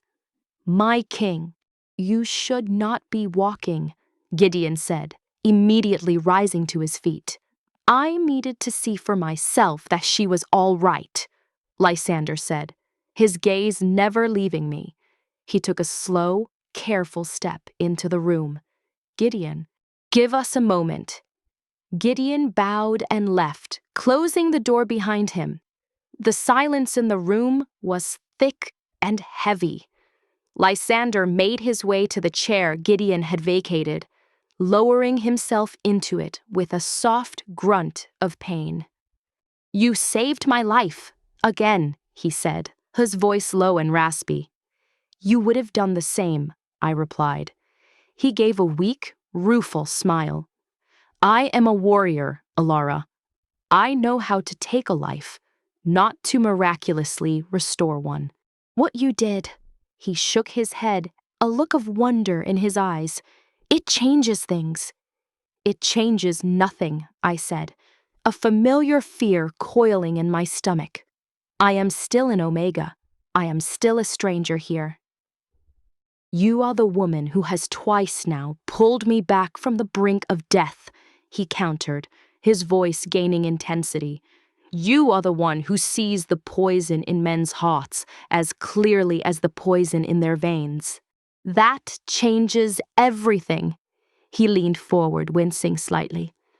"Gideon told me of your vision, of Seraphine and Valerius." His jaw tightened. "I have known Valerius was a snake, but Seraphine, her family is powerful. An accusation, without concrete proof, could shatter the pack." "Then what will you do?" I asked. A new look entered his eyes, one I had not seen before. It was the cold, focused gaze of a hunter. "We will not accuse." We will trap. The traitor has shown their hand. They are desperate. They will try again." He looked at me, and his expression was both an apology and a command. "You have placed yourself at the center of this. Elara, your presence, your gift, it has disrupted their plans. They will see you as the greater threat now. You must be prepared." A chill that had nothing to do with my exhaustion swept through me. He was right. By saving him, I had made myself the primary target. The hunter's gaze was now fixed on me. "I am always prepared," I whispered, though the words felt hollow. Lysander reached out, his fingers gently brushing a stray strand of hair from my forehead. A touch was fleeting, but it sent a shock of warmth through my chilled body. "You will not face it alone," he vowed, his voice a low growl. "I am the Alpha King, and I am declaring you under my personal protection. From this moment forward, you are a valued member of this pack. Let any who wish you harm understand that they come through me." It was a declaration of war, not just against a hidden traitor, but against the entire entrenched structure of his court. He was drawing a line in the sand, and he was placing me squarely on his side. The warmth of his touch warred with the ice of my fear. He had given me his trust and his protection, but in doing so, he had painted a target on my back brighter than ever before. The hunter was watching, and the game had just become infinitely more deadly. The following days were a tense, silent siege within the Obsidian Fang Keep. Theron's investigation was a relentless, unseen force moving through the corridors of power. Gods were reassigned, servants were questioned, and a pall of suspicion hung over everyone, from the lowest stable hand to the highest noble. Lysander, though recovering, was a constant, visible presence. His mere existence a defiance of the traitor's plot, and I was the unwitting pawn around whom the entire board had been reset. My freedom became a carefully managed illusion. I was allowed to go to the healing quarters and walk in the gardens. But I was never alone. Gideon or Theron himself was always a few paces away, their eyes constantly scanning for threats. The looks I received from the pack members had changed once more. The wary respect was now tinged with fear and anew. Calculating curiosity. I was no longer just the strange healer. I was the king's favored, the one who had survived a poisoning, and the one at the heart of the hunt for a traitor. It was in the healing quarters that I found my only solace. The work was a balm to my frayed nerves. I was tending to a young child with a deep cough when Lady Seraphine made her move. She swept into the quarters, a vision of concerned nobility. The healers and patients alike fell silent, bowing their heads. Her gaze swept over the room before landing on me. She offered me one of her sharp, cold smiles. "Healer Elara, how fortunate to find you here. I have been feeling so unwell lately. A terrible headache that simply will not abate. I was hoping you might have something for it. I have heard such remarkable things about your abilities." Her voice was sweet as poisoned honey. Gideon, who was standing by the door, took a subtle step forward, his hand resting on the pommel of his sword. I met Seraphine's gaze, my own heart pounding. This was a test, a trap within a trap, of course. "My lady," I said, keeping my voice neutral, I can prepare a tincture of willow bark and lavender. It should offer some relief. Oh, something stronger, I think. She purred, gliding closer. She reached into a small pouch at her belt and withdrew a delicate crystal vial filled with a pale golden liquid. I have this blend from a renowned apothecary in the Southern Territories. It is usually so effective, but lately it seems to have lost its potency. Perhaps you could examine it. Tell me what you think. A healer of your unique talents might sense what is missing. She held out the vial to me. Every instinct I possessed screamed in warning.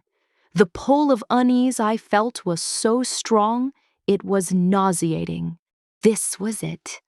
The box, the poison, it was all connected to her, and she was offering me the evidence, daring me to take it.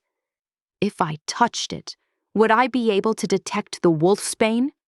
And if I did, what would she do? Accuse me of tampering with it? Of using my witchcraft to place the blame on her? I saw the cunning glitter in her eyes. She was not trying to poison me. She was trying to discredit me, to make me accuse her without proof, and reveal the extent of my gift in a way that could be framed as sorcery. I did not take the vial. I looked from the crystal container to her face, and I gave her a small, polite smile.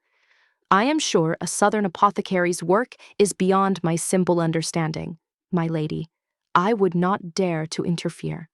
I will prepare the willow bark tincture for you. It is a humble remedy, but its effects are reliable and well documented.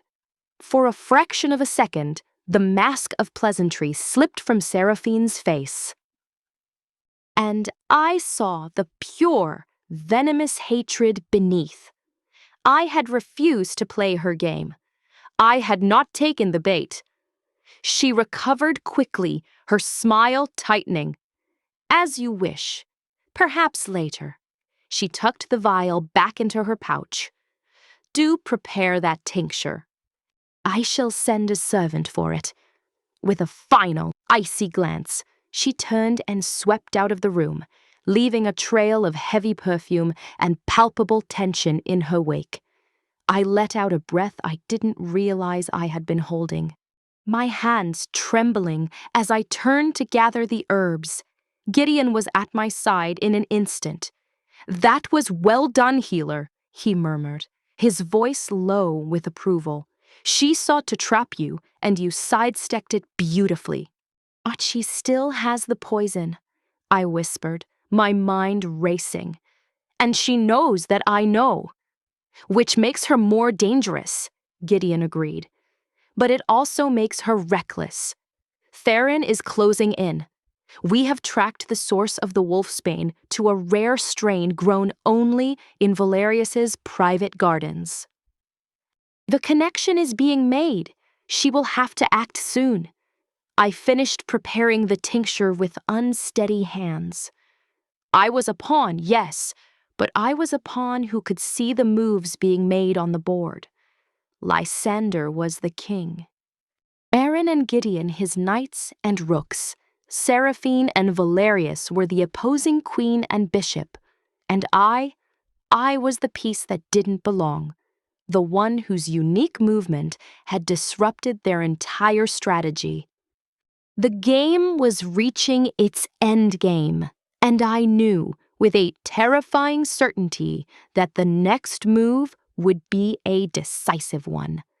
The unwitting pawn was now the most important piece on the board, and the final checkmate would revolve around me. A tense quiet settled over the keep for 2 days. It was the calm before the storm. I could feel it in the air. A charged, oppressive weight that made every shadow seem longer and every whisper seem ominous. Lysander's strength recurred daily, and with it, the aura of his authority thickened, becoming a palpable force that demanded loyalty and promised retribution. He no longer kept his distance from me. He would seek me out in the gardens or the healing quarters, his presence a public declaration that solidified my position and infuriated his enemies. It was on the third night that the storm finally broke. I was in my chamber, trying to read a scroll on medicinal fungi, but finding it impossible to concentrate. The wind had picked up, howling around the tower like a chorus of lost spirits, mirroring the turmoil in my soul.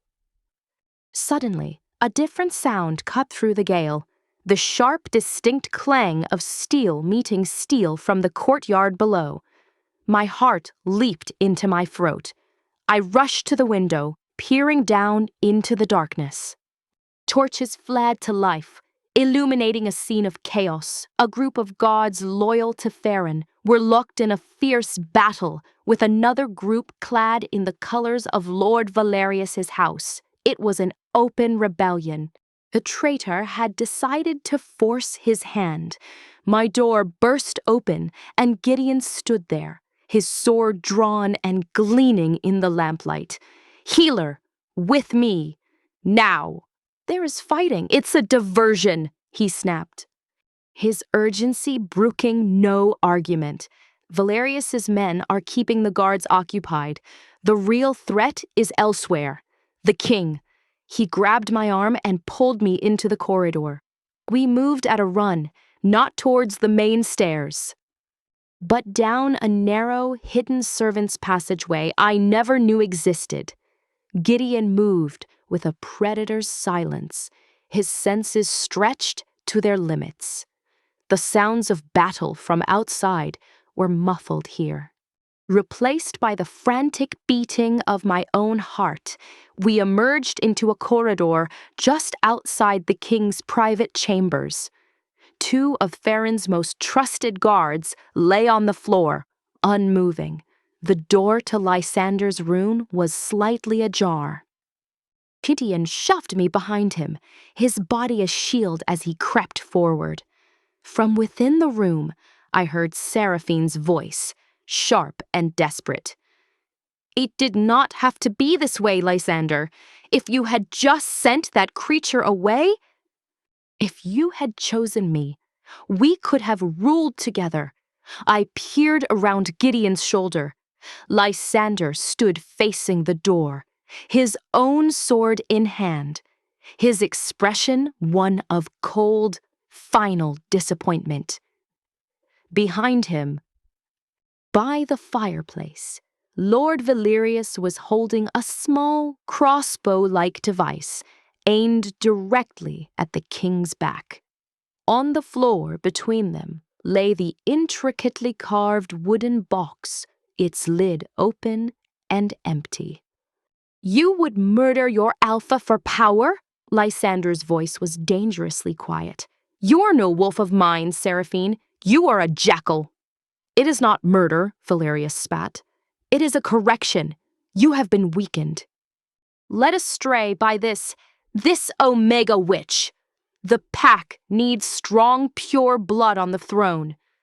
And you think allying yourself with this viper is strength?" Lysander didn't even turn to look at him, his eyes fixed on Seraphine. "You are a fool.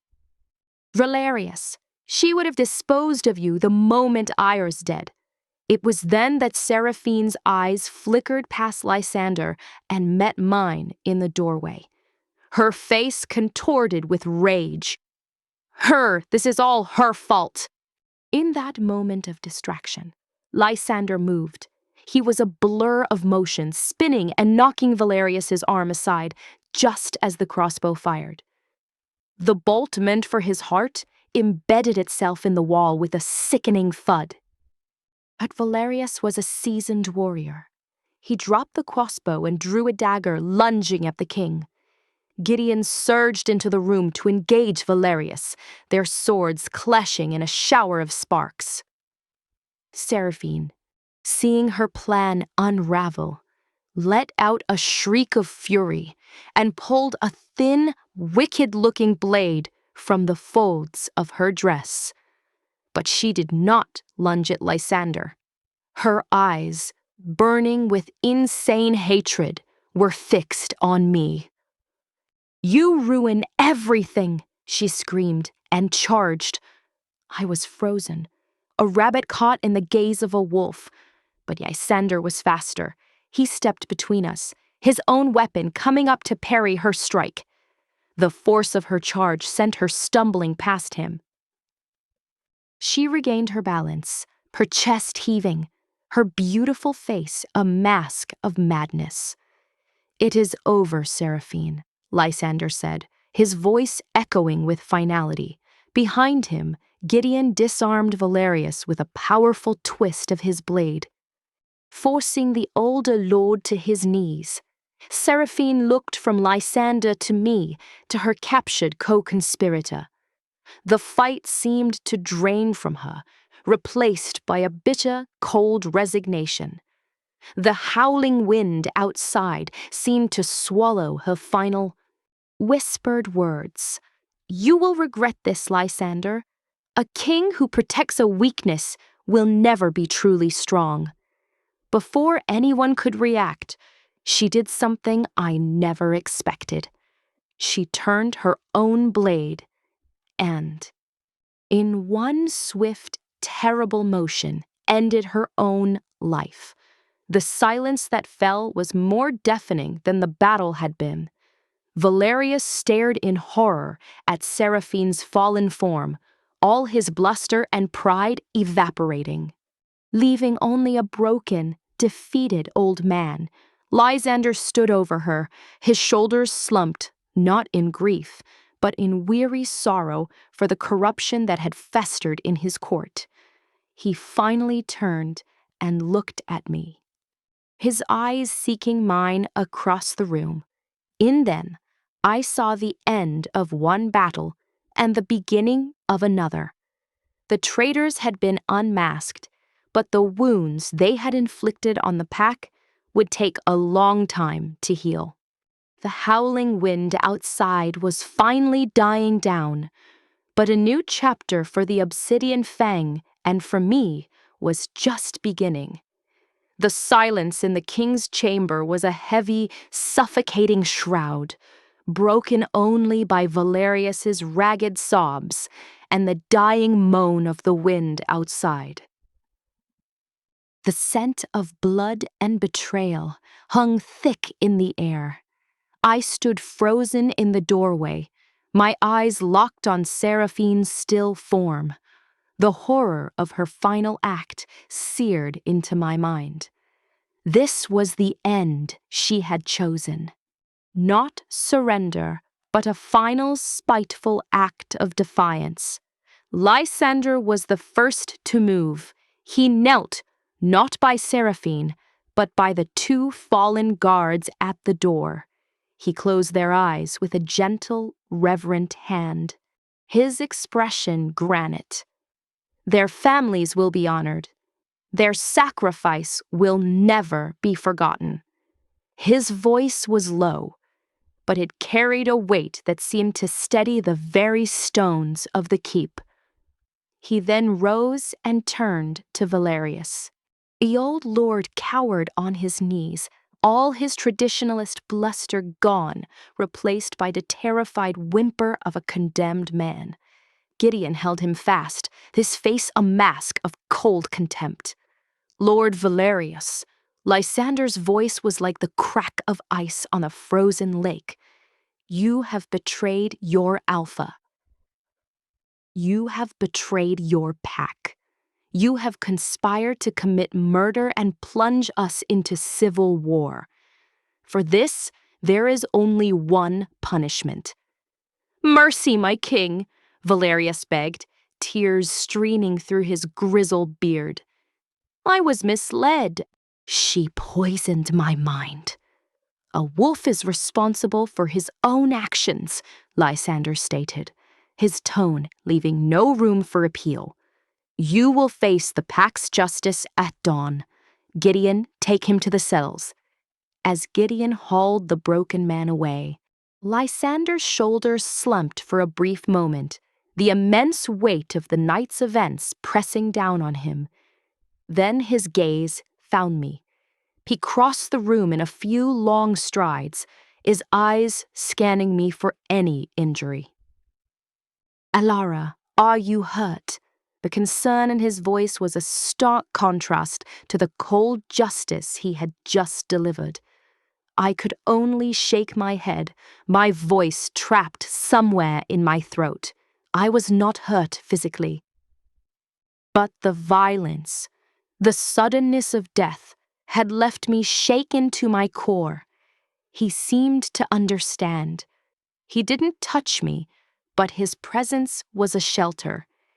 "It is over," he said, and this time the words were for me alone. A soft reassurance. The poison has been cut from the heart of the pack. But as I looked at the ashes of treason scattered across the floor, I knew it wasn't that simple. Seraphine was dead, and Valerius was captured. But their ideas, their prejudice, their hunger for power had not died with them. They were embers that could still ignite. Lysander had saved his kingdom, but he had also created a vacuum, and nature. That concludes it. Like politics, abhors a vacuum. The rest of the night was a blur of grim activity. The bodies were removed. The loyal guards were celebrated and mourned. Theron reported that the fighting in the courtyard had ended the moment Valerius was captured. His followers surrendering quickly once their leader had fallen. The rebellion had been a desperate last-gasp effort, and it had failed. As dawn tinged the sky with pale gold and rose, the entire pack gathered in the main courtyard. The air was cold and crisp, the snow pristine, a cruel contrast to the dark business at hand.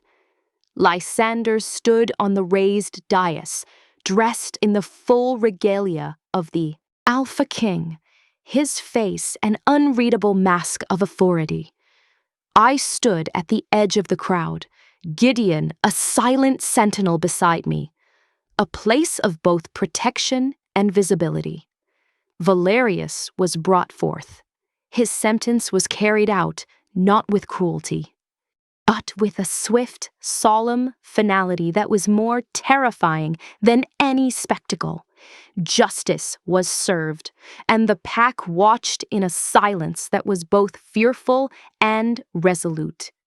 When it was done, Lysander addressed his people, his voice carrying powerfully over the assembled wolves.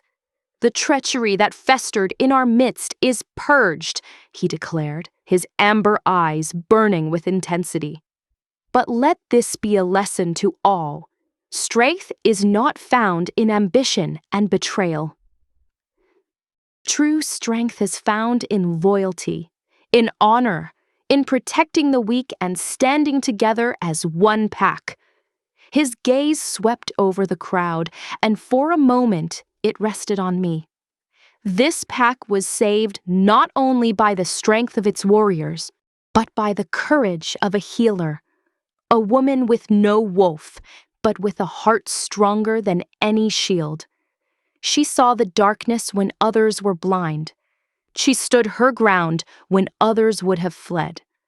She has proven that worth is not born of bloodline, but of character. A murmur ran through the crowd. It was not unanimous approval. I saw nods of agreement, faces filled with a new respect. But I also saw hardened expressions, skeptical glances, the lingering embers of the old ways. Lysander was not just cleaning up a rebellion. He was fundamentally challenging the beliefs his pack had held for generations. And, He was using me as his standard bearer. As the crowd dispersed, the atmosphere was thick with unspoken thoughts. The immediate threat was gone, but the kingdom felt fragile, like ice over a fast-moving river. Lysander had won the battle, but the war for the soul of the Obsidian Fang was just beginning, and I, an Omega from a rival pack, was now the living, breathing symbol of the new world he was trying to build. The ashes of treason were cold, but the winds of change were just starting to blow, and I was standing directly in their path. In the days that followed, the Obsidian Fang Keep was a kingdom in convalescence. The physical wounds of the rebellion healed quickly, but the spiritual ones ran deep. Lysander, Theron, and Gideon worked tirelessly, meeting with pack elders, reassuring allies, and restructuring loyalties. The air was thick with a fragile, watchful peace. I retreated to the healing quarters, seeking solace in the simple, unambiguous work of mending broken bodies. It was a place where I could be useful without being a symbol. The other healers now treated me with a deference that made me uncomfortable. They called me Lady Healer and sought my opinion on the most minor of ailments.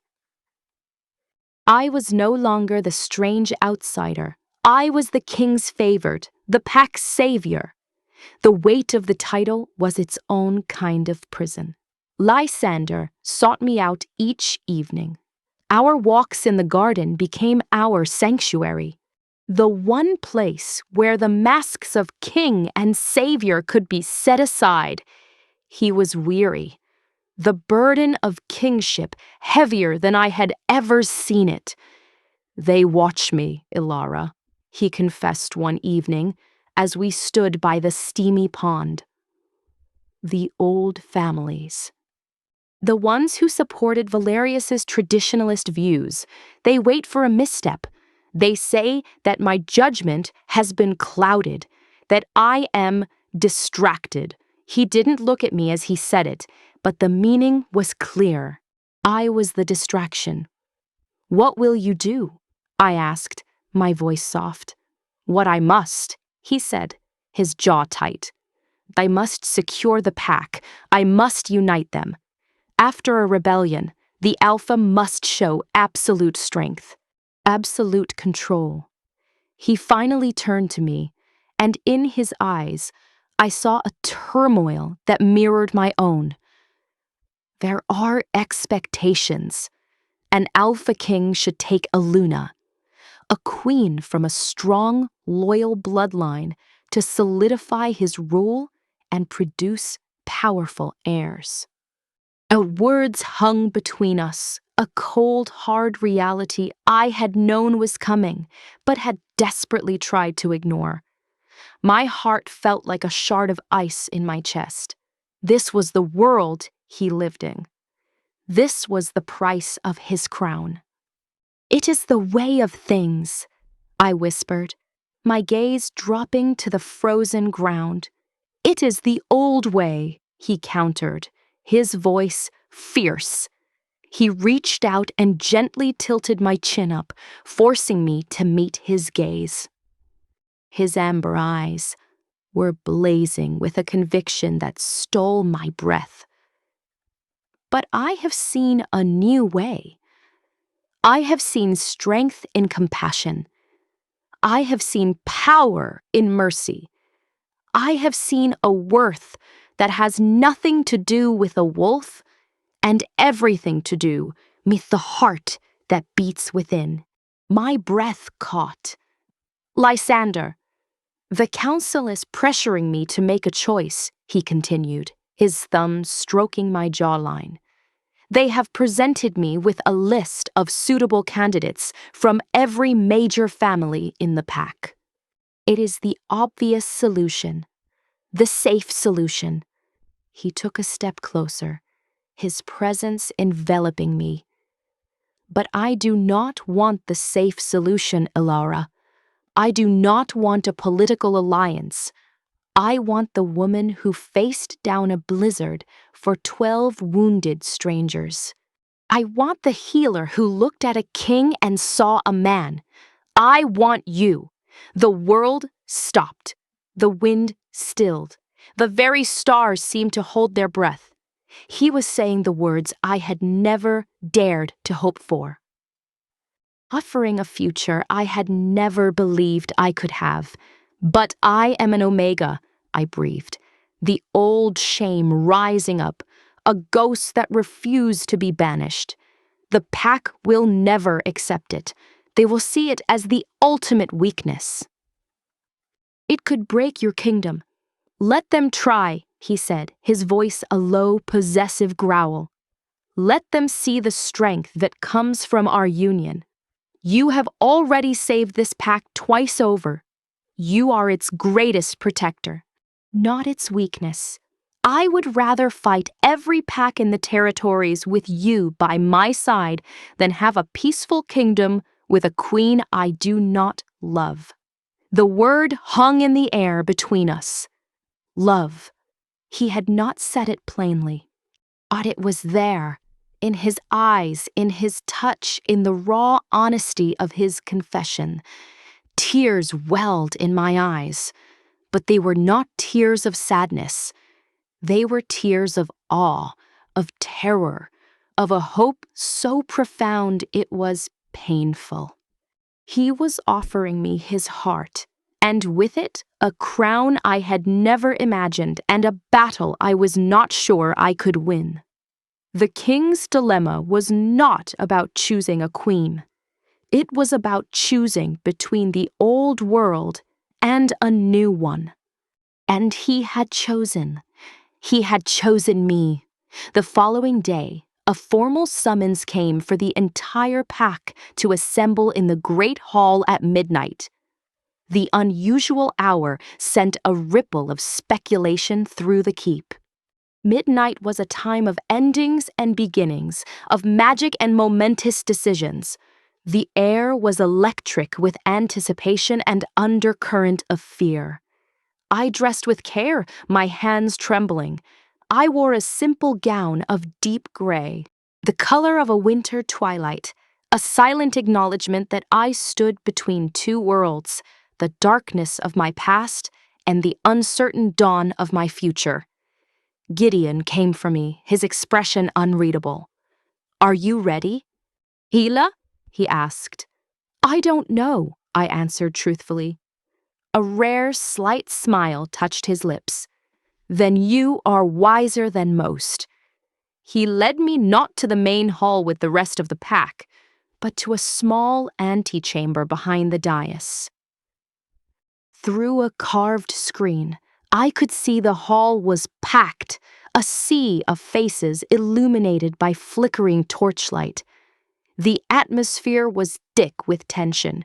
I saw the expectant faces of those who supported Lysander's new vision, and the stony, resistant faces of the traditionalists.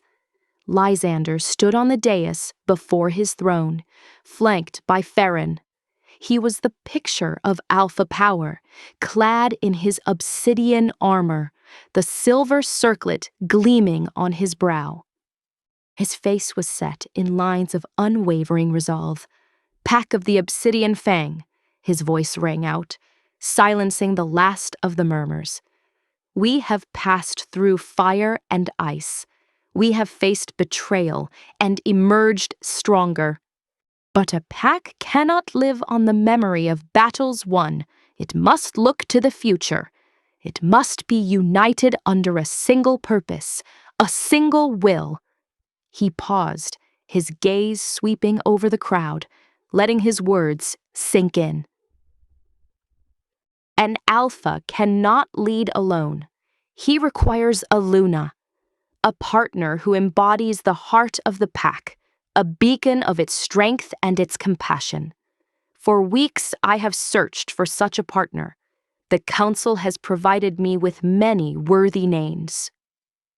Daughters of noble blood and proven strength, A wave of eager anticipation moved through the traditionalists. This was what they expected. This was the safe, predictable path. But I have found that the heart does not follow the commands of the council, Lysander continued, his voice dropping, becoming more personal, more powerful. The heart recognizes its own. It recognizes courage in the face of impossible odds. It recognizes loyalty that asks for nothing in return. It recognizes a strength that is not measured in claws and fangs, but in the will to heal, to protect, and to save. The hall was utterly silent, every soul hanging on his words. My own heart was beating so loudly I was sure they could all hear it. There is one among us who, without a single drop of warrior's blood in her veins, has fought for this pack and its king with more valor than any warrior. She faced a blizzard to save our lives. She stood in this very hall and saved a young guard from death. She stared into the face of treason and did not flinch. She has proven, beyond any doubt, that the true measure of a wolf is the strength of their spirit. He turns then, his eyes finding me through the carved screen. It was a command and an invitation. Gideon opened the door, and I stepped out into the full view of the entire Obsidian Fang pack. A collective, sharp intake of breath filled the hall. Whispers of shock and disbelief erupted, quickly silenced by the intensity of Lysander's gaze. I walked forward, my legs feeling like water, until I stood beside him on the dais. I kept my head high, my eyes fixed on his, drawing strength from the absolute certainty I saw there. Lysander reached out and took my hand. His grip firm and warm. He turned back to his people, his voice rising in a royal decree that brooked no argument.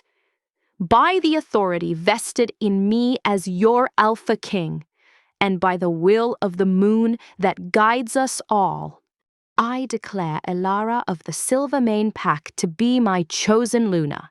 She is my equal, my partner, and my heart. From this moment until my last breath, she will stand beside me. Her worth is my worth. Her honor is my honor. Any who would disrespect her disrespects me. Any who would challenge her challenges the crown itself. He lifted our joined hands high for all to see.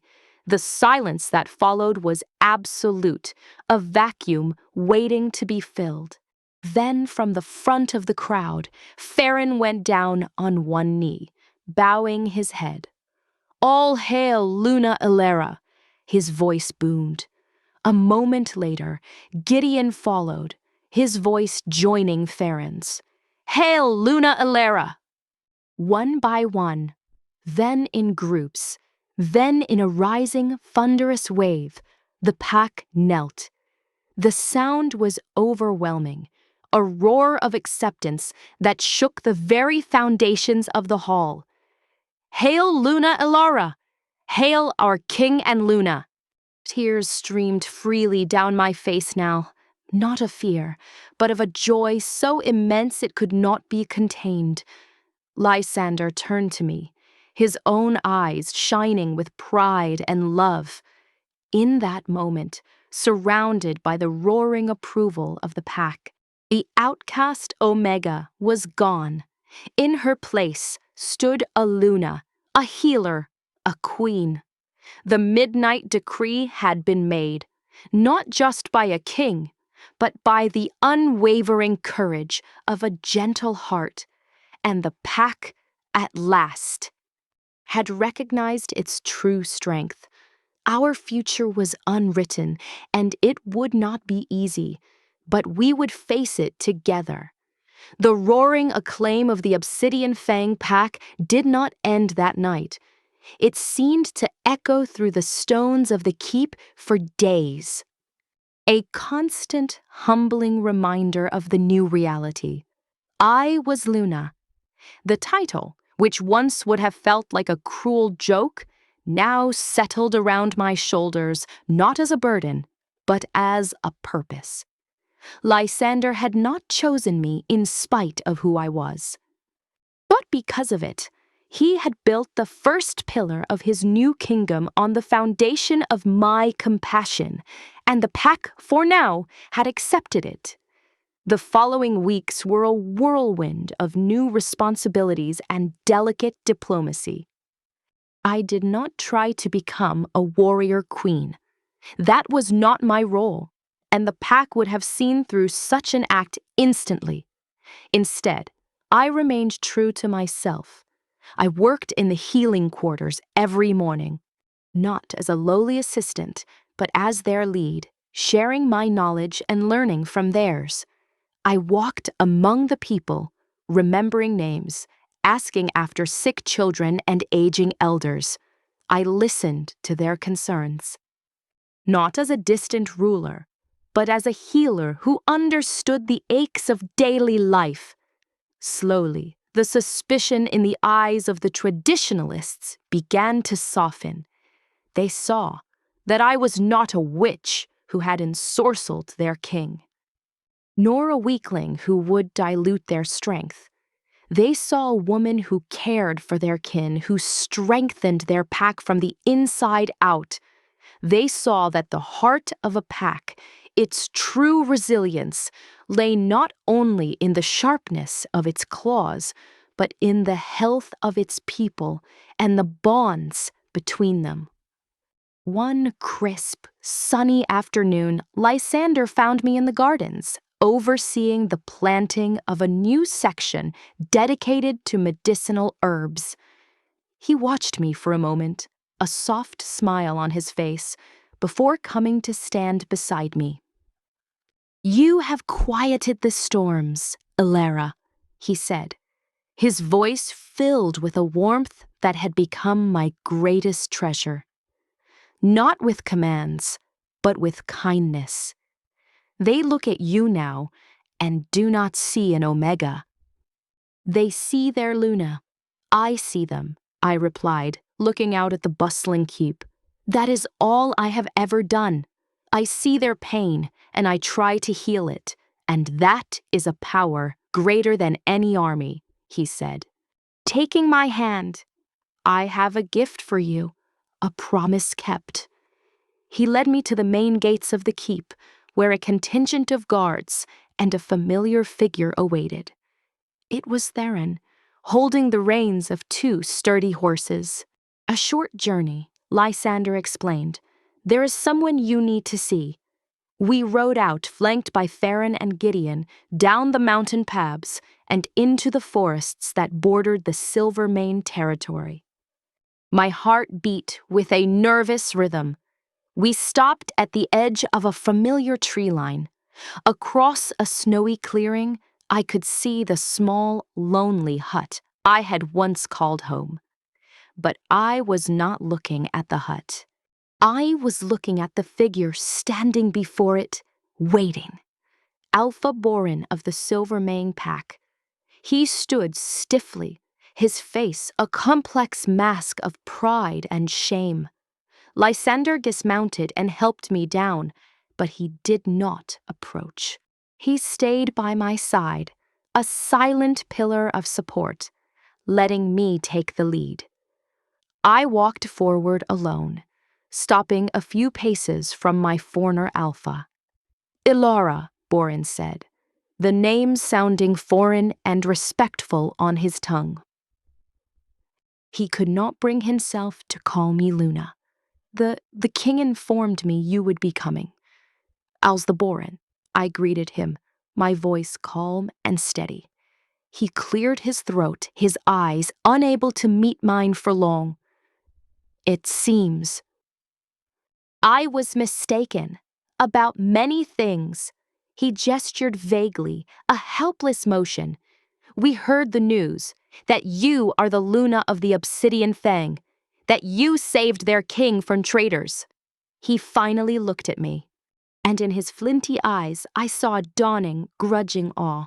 "We sent you to him as a prisoner, a scapegoat, and you became a queen." I said nothing. I let the weight of the truth settle on him. "The Silvermane Pack, we wish no conflict with the Obsidian Fang," he continued, his tone now formal, diplomatic. "We acknowledge your new position, and we offer an apology for our treatment of you. It was short-sighted. It was not a full redemption. The years of cruelty could not be wiped away with a single stiff apology. But it was an acknowledgement. It was a seed of change. The weak, worthless Omega he had cast out had risen to a position higher than he could ever reach, and it had forced him to see the world. And me, differently. "I accept your apology, Alpha Borin," I said, my voice clear and carrying. "And I offer you the friendship of the Obsidian Fang. Let there be peace between our packs. Let our borders be open to traders, to healers, to those who seek alliance, not conflict." It was a generous offer, one that cemented my authority and showcased the new way of leadership Lysander and I embodied. Borin could only nod, humbled and outmaneuvered by grace. "Peace would be welcome," he conceded. With a final nod, I turned and walked back to Lysander. I did not look back at the hut or the life I had left behind. That chapter was truly closed. As we rode back to our keep, the setting sun painting the snow in hues of fire and gold, Lysander reached over and took my hand. "You were magnificent," he said, his eyes shining with love and pride. "You did not seek revenge. You offered peace. You have not only won the heart of our pack, Elara, you are beginning to change the heart of the entire territory." That night, under a sky brilliant with countless stars, we stood together on the balcony of our chambers, looking down at the peaceful, thriving kingdom below.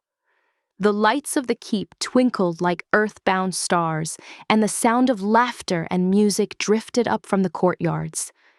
"It is a good world we are building." "Lysander," I whispered, leaning into his strong, steady presence. He wrapped his arm around me, pulling me close. "It is our world, Elara, built not on fear and strength alone, but on loyalty, on healing, and on a love that defied every convention." He pressed a gentle kiss to my temple, a chaste and loving gesture. "You are the heart of this pack, my love, and you are the heart of me, forever." I smiled, resting my head against his shoulder, filled with a peace I had never known was possible. The outcast was now the queen. The healer had healed a broken kingdom. And the rejected Omega had found not just a place to belong, but a love that had transformed her into a Luna, proving for all time that the truest strength is found in the courage to care, and the most powerful magic is the power of a compassionate heart. The end.